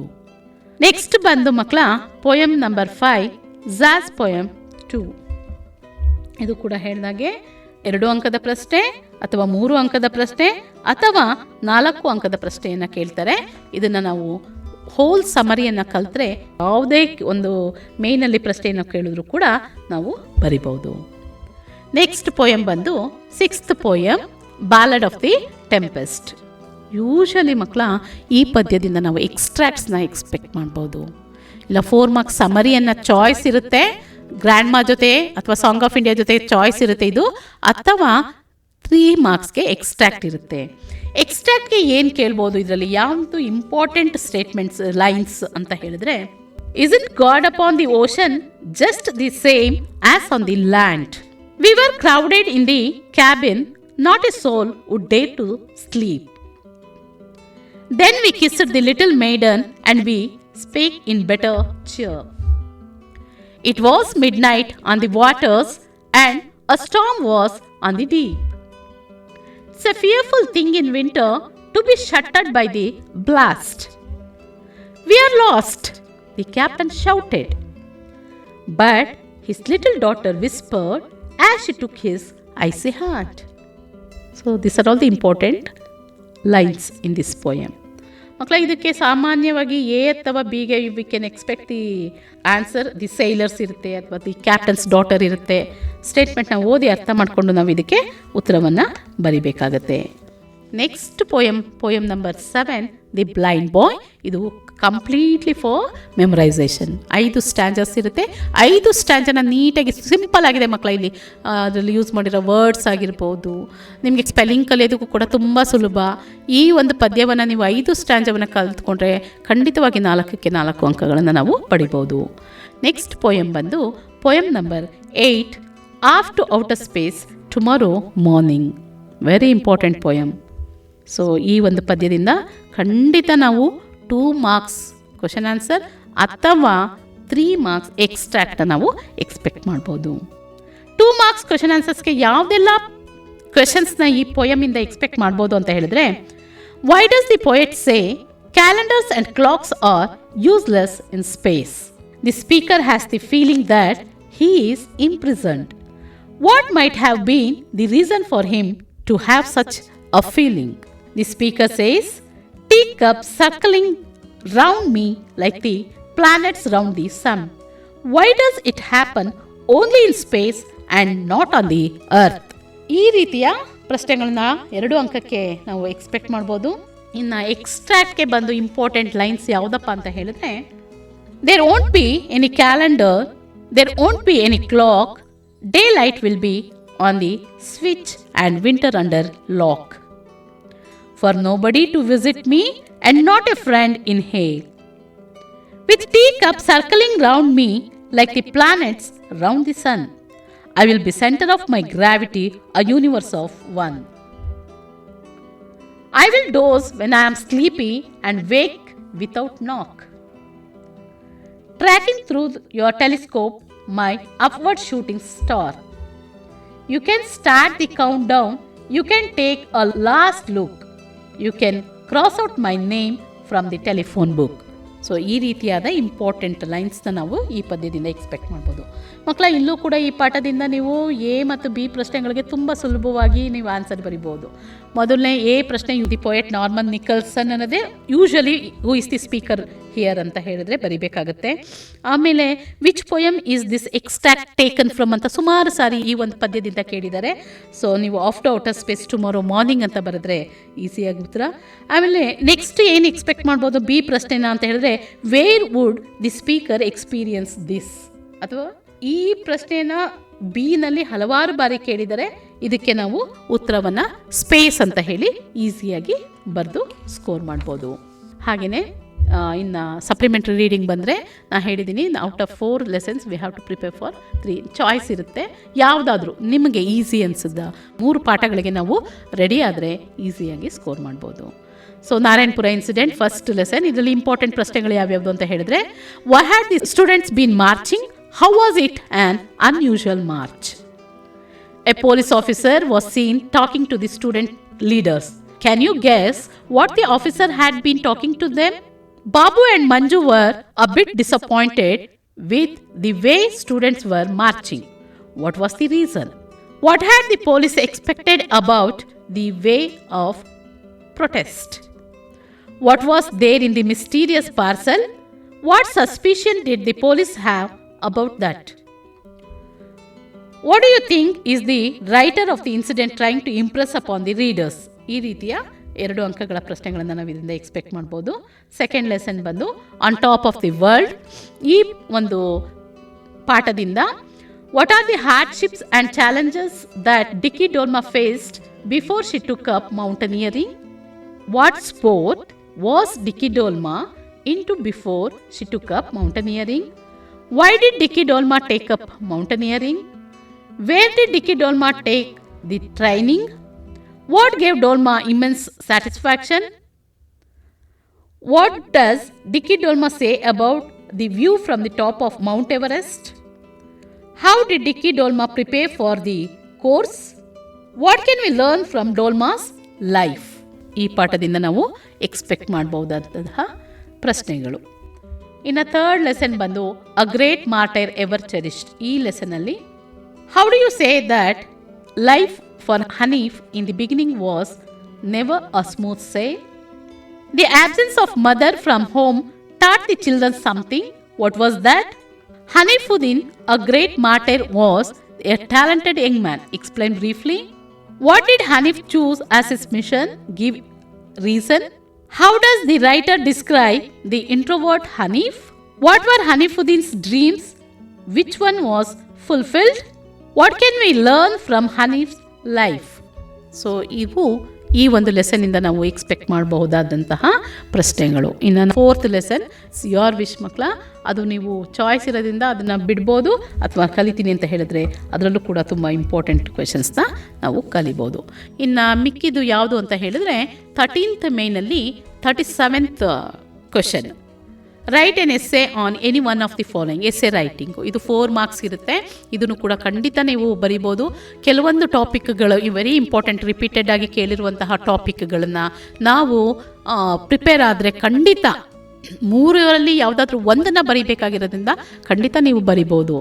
Usually essay ರೈಟಿಂಗ್ಗೆ ಕೇಳಿರುವಂತಹ important topics ಅಂತ ಹೇಳಿದರೆ air pollution ಆಗಿರ್ಬೋದು, water pollution, population explosion, advantages of mobile phones ಅಥವಾ internet, importance of forest, importance of sports, Swachh Bharat Abhiyan, ಈ ರೀತಿಯ ಕೆಲವು ಟಾಪಿಕ್ಗಳಿಗೆ ನೀವು ಪ್ರಿಪೇರ್ ಆದರೆ ಖಂಡಿತ ಎಸ್ಸೆ ರೈಟಿಂಗಲ್ಲೂ ಕೂಡ ನಾವು ಔಟ್ ಮಾರ್ಕ್ಸ್ನ ಸ್ಕೋರ್ ಮಾಡ್ಬೋದು.